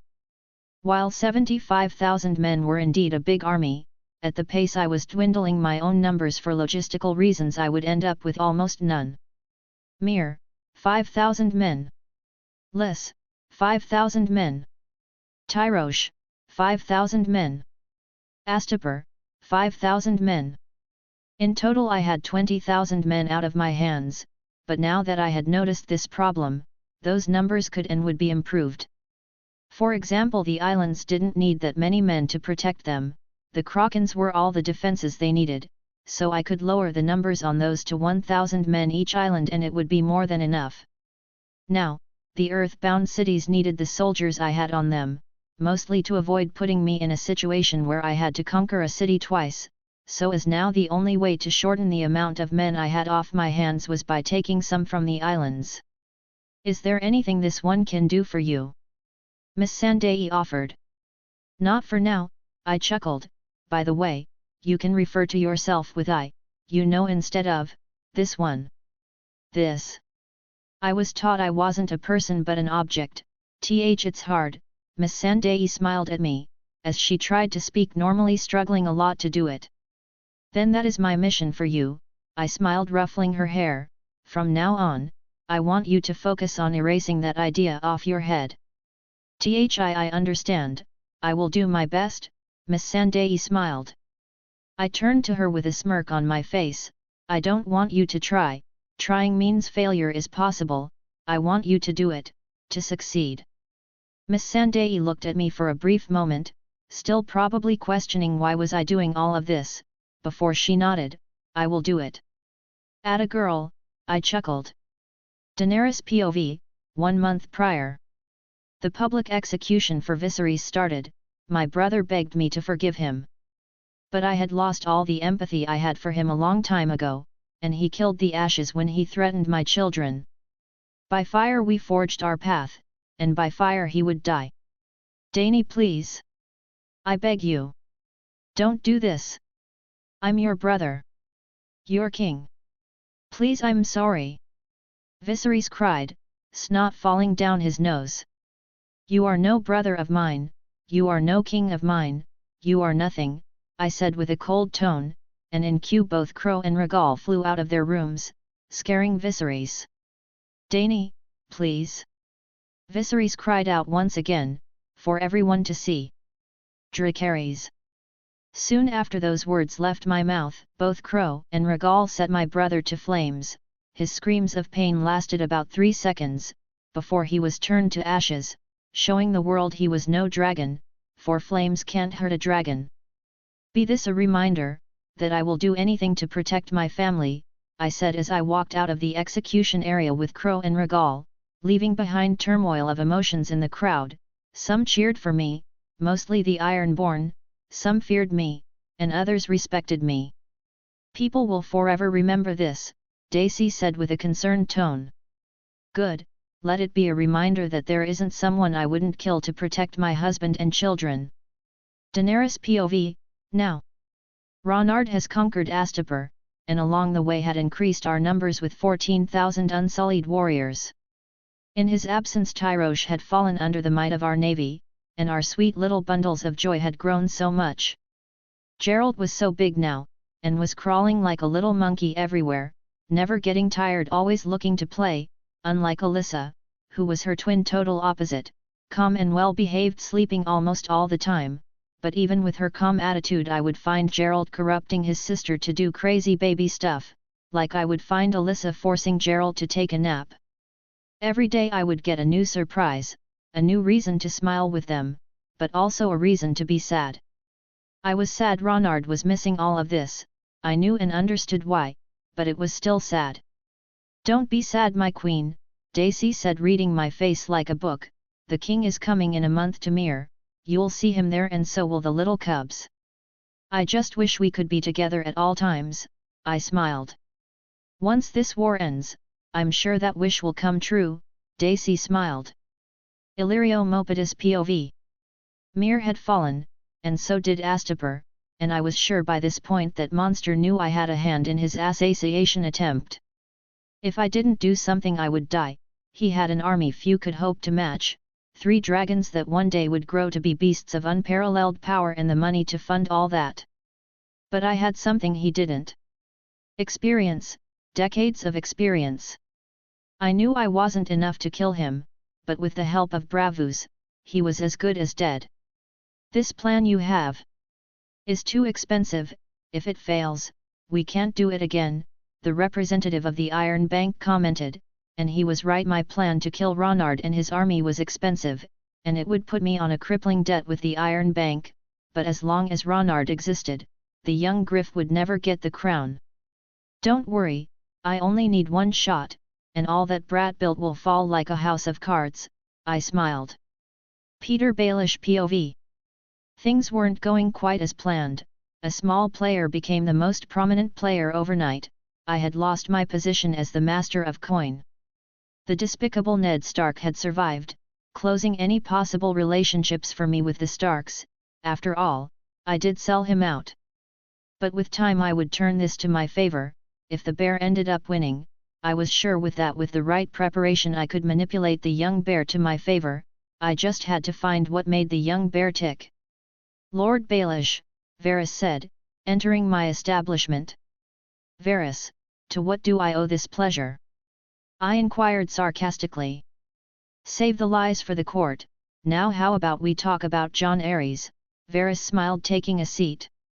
Varys knew how the old disgusting man had died, but he also knew who had requested such a thing. He couldn't use that against me, so what was the little spider trying to do? By all means, let's, I smiled. Marjorie Tyrell POV. I was to marry in a few days, in a few days I would be queen. The only bad part was that my king didn't find women appealing at all, but that hardly mattered. I didn't care where or in whom he put his manhood inside, as long as his seed was delivered to me. If I gave him an heir, my position as the queen would be forever sealed. After that I couldn't care less if he slept with Loras for the rest of his life. Soon I'll be a queen, I smiled, begging the gods to help me get with a child fast. Chapter 74, Chapter 73. After a month of traveling, I was finally in Mir, where Daenerys was waiting for me with open arms with our babies. I was surprised by how big the twins were. It is truly remarkable how babies grow during the first months of their life. You bought all the Unsullied? Daenerys asked, after my dose of kisses and baby hugs. Yes, but they are free men now, I nodded, because like she did in the show I too had given them their freedom, but they had decided to follow me, with Grey Worm as general. We keep getting stronger, Daenerys smiled. Yes we do, I said with a baby voice while holding the twins, making the twins laugh. PFF, Daenerys giggled. Oh by the way, there is someone I think will be of great help to you, I said, remembering I had yet to present her to Miss Sandai. Daenerys and her were best friends on the show, so perhaps they could do the same here. Who? Daenerys inquired with curiosity sparkling in her eyes. Miss Sandai, she was a slave translator, but I feel you two will get along, I said. A translator? Well, I do like learning new languages, Daenerys hummed. Well, I don't see why not. Great, I smiled. What is your next step after this? Daenerys inquired. I had taken 4 cities, 3 of the free ones. The same, I said, after all, there wasn't much of a change. I want to help you more, Daenerys sighed, kneeling before me, kissing my hand in a lovely way. Let me, please. I eyed her for a second, deep in thought. She could really help, but I didn't want to risk her or my babies getting hurt, so I had find something that wasn't as lethal. And then it dawned on me, I've been dealing with the conquests and the aftermatch of those by myself, but she could deal with the aftermatches for me. I do have something you could do, that would help me a big deal, I nodded. I need to deal with the aftermatches when I conquer a city. I'll be the one taking them down, and you'll be the one to assimilate them. Daenerys smiled, that way you don't have to stay in a city for too long, right? Exactly, I nodded. I suppose I can do only that for now, Daenerys said, eyeing the dragons. Sir Barry Stan sell me POV. The waters to Essos were tough and unforgiving, killing many men on my way to this continent, but I was finally here. I had to find the young bear. A man fighting against slavery and raiding was a man worth giving my last few years of service. I was old, I knew one day I would fail my swing, I would fail to block or to dodge. I wanted to do something good with my life while I still could. Rumors said he was in Mir at the moment, and would leave soon. In a month or less I would be his blade. Melisandre POV. I was pregnant, with the tool to destroy Renley Baratheon. Using his older brother essence I would birth the light minion to kill Renley. Then I would proceed to lead Stannis wrong so that he and the lions destroyed each other to the point of exhausting their own resources and men, so that when my beautiful prince finally crosses the continued and comes, all he has to do is sit, and rule the ashes these false kings left behind. But I had to be careful. Stannis believed in me, but was an impulsive man. Should he feels I was leading him wrong he will kill me. And I'm quite not ready to die just yet. I've been waiting 400 years for this, to serve my prince in anything he might desire, an assassin, a lover, or a friend. I would be his in body and mind. Just wait my prince, the light will unite us. I'll be anything you need. Asterisk Ka. This bitch is crazy, asterisk. For him, yes I am. I eyed the raven on my window. The fire had told me his animals were more than the eye could see, and the fire had blessed me to understand them, and I was overjoyed my beautiful, perfectly magnificent prince decided to keep an eye on me. Tell my prince, I will help him from here. Olenna Tyrell POV. The young bear had conquered yet another city, acquiring on the way an army of unsullied soldiers, increasing his already terrifying army. Alongside Renly's banners we had a bit over 100,000 soldiers.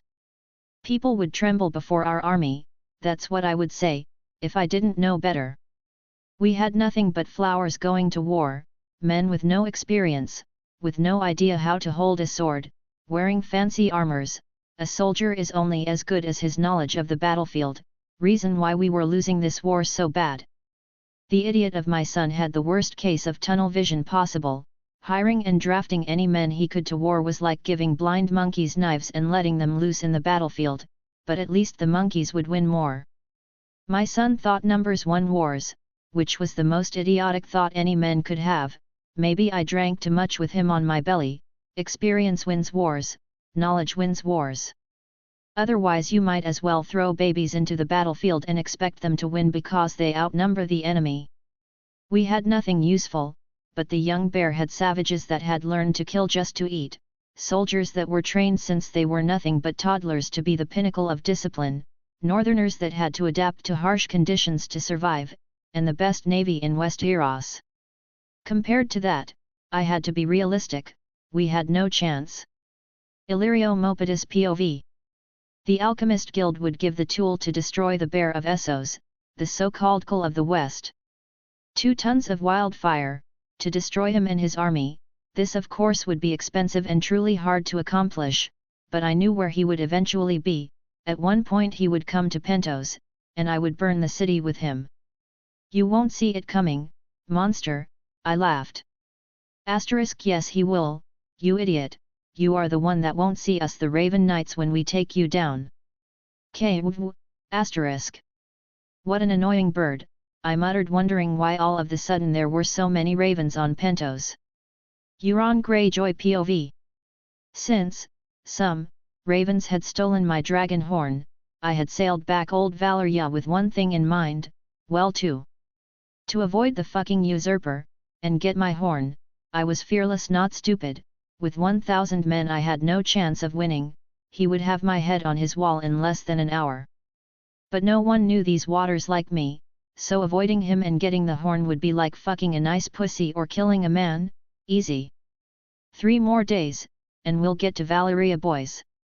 I shouted as I laughed, oh yeah, I forgot none of you can talk. Dario Nahari's POV. A conquered was among us, and frankly he was having a lot of success, quite the fearsome warrior the Kull of the West is, or the young bear as some call him.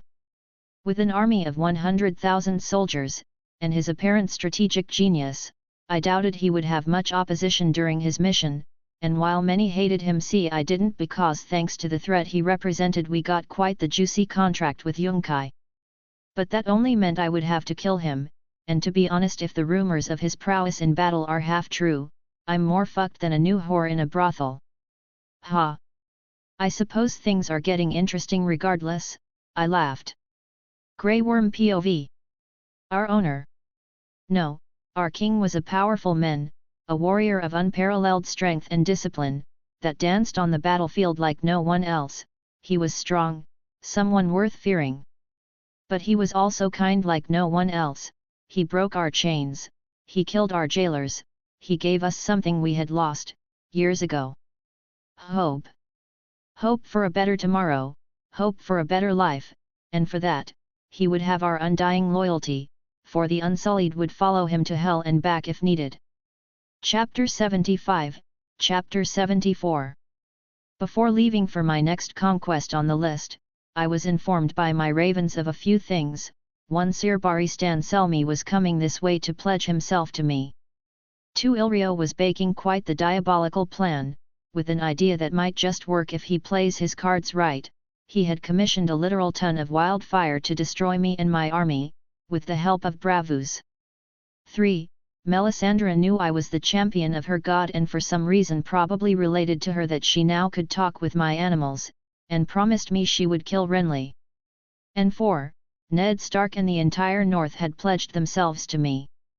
These bits of new information changed everything for me, because if I didn't act fast my army would be erased from existence by the volatile power that Dragon Vejan Fire the Alchemist Guild was making. I knew Illyrio was planning something, That much was obvious, but one thing was wanting to kill me, and another was to basically create the equivalent of a nuke on this time just for me. And not only was he planning on using one if not the most dangerous substances in the world, but he also went as far as to using his city as a bait for me, meaning he would burn millions just to see me wrong. I gotta hand it to him, I misjudged his character. He isn't a spineless little pig, he's a spineless little monster. I never thought he would go that far to get rid of me. Assassination attempts? Sure, political plots? Obviously. But mass murder of his own people to accomplish his goal? Never. He was darker, I thought, by a big margin. The worst part about this was that it could actually work. Not with me. I was now apparently immune to fire, though I am not entirely sure if that applies to vegan fire, and I'm not looking forward to test that out, but regardless of my immunity to the fire, his plan could work, not as intended, but it could still hurt me on the political run. 1 ton of wildfire was more than enough to vaporize my army, and even if he doesn't kill me, leaving me without an army would fuck my entire plan and possibly the world. So I couldn't just sit and let him wait for the key of my destruction to be delivered at his door. I had to attack fast, and now, perhaps this was the result of my approach being too passive, and while that approach was the right call at the beginning, it wasn't now. Now I needed to bare my fangs and claws out and show them what happens when you mess with the bears. Change of plans. We are going to Pentos, all of us. I would march with my 100,000 me to Pentos, taking the city, and at the same time I would attack Bravos, killing apparently the 2 biggest pseudo-threats I had right now before they grew to be real threats with real means to destroy my work. Without those 2 in my side, I would be able to take Essos with little to no opposition. Ned Stark POV. Maege had accepted our betrothal a few months ago, which meant our alliance was sealed by blood and honor. All I had to do now was wait for him to come so that we could march south and take the throne. Rumors said he had 100,000 soldiers, that alongside the 40,000 the North could provide should be more than enough to win. Father, Robb said, entering my solar. Yes. I inquired. We have a letter from Renley, he said. Should we join him he will forgive our sins, Robb said, reading the letter. Renley had been quite the pain since he heard we didn't pledge to his brother, sending ravens with passive threats with the underline always being the same, join me or die. Send him the usual response, I sighed. Yes, father. Robb nodded, leaving my solar. Doran Martell POV. Ned Stark had joined Ronard's side. With his support and ours the young bear would surely win the throne, and we would have the revenge we have desired for so many years. Together we would crush the Lannisters for what they did and get the justice we deserved. I heard the North joined the young bear. At first I didn't believe it, but the wolf moved his army back to the north, as he waits for him to come. Oberyn Dios as he entered my room, are we still to hide, brother? Or are we ready to show that snakes of Dorne pay their debts? Oberyn for once was right to be impatient. We finally had a tangible path to justice, we will follow the wolf's path. Oberyn stood silence for a second, clearly not expecting my answer. After a few seconds he composed and smiled, gladly. I will call our banners, and let the North know we are their allies in this mission, I informed Oberyn, who looked at me confused. What about me? Oberyn inquired. You will go to Essos with an army, to help the young bear come back home, so that we can destroy the Lannisters, I smiled. Oberyn smiled at that. It will be my honor. Melisandre POV. The time had come for me to birth the tool to help my prince, the tool to eliminate his enemies. Pain, incandescent pain invaded every corner of my body, taking hold of my being, but this was nothing, for I would suffer 1,000,000 times more just to ensure my prince wins, just to ensure he fulfills the prophecy. Ah! I cried in pain, as the shadow left my body, blood dripping everywhere, and the only ones present to witness this was Davos. How fortunate of him to witness how I vanquished the enemies of my prince. Kill Renley, I gave the shadow the order, the reason for its short existence, a task he would most undoubtedly carry out with no problems. The shadows crawled close to me, as if giving his mother one last look before dying, before phasing off the cave I gave birth in, going straight to Renley. "My prince, that's one, I hope you see my love for you has no bounds," I smiled, knowing every minute of pain I was and had suffered so far was nothing compared to the lengths I would go to just for him. This can't be right," Davos muttered, "this can't be light." "Poor ignorant soul, all shadows are born from light," I smiled. Ronard Mormont POV 2 weeks later. As I rode with my army to Pentos, I found along the way the old knight who wanted to join me. After a brief discussion with him, I decided to let him join my ranks, for in reality he was a really good knight that wasn't entirely bad, he was just your typical soldier that followed bad kings. He wanted to be the captain of my king's guard, and considering I technically didn't have I agreed, but in reality I was thinking of creating something in the Fuerte more along the lines of a round table for my knights and council, where every man would have a voice, and help me rule. But first I had to deal with Pentos, and then Bravos. I had to strike fast and strong, as to not give them any opportunity to fight back. If Bravos fell, the rest of Essos would be a piece of cake. With this siege I didn't have much of a plan. Pentos didn't have an army, nor any mighty walls to take down, they were weak, reason why they had been buying the cows out of their city. Bravos was the real challenge here, with more money than anyone can possibly imagine and a fierce army they would give my army a challenge. "Let's set camp, people, tomorrow we won't stop until Pentos is on their knees and their magister is dead," I shouted, rallying my men a bit. "For the Cull of the West. For the Breaker of Chains. For the King of the Seven Kingdoms. For the Father of Dragons and Emperor of the New World. For the Young Bear." I smiled, as I heard them chant each and every single one of my titles, that somehow seemed to grow in numbers every day.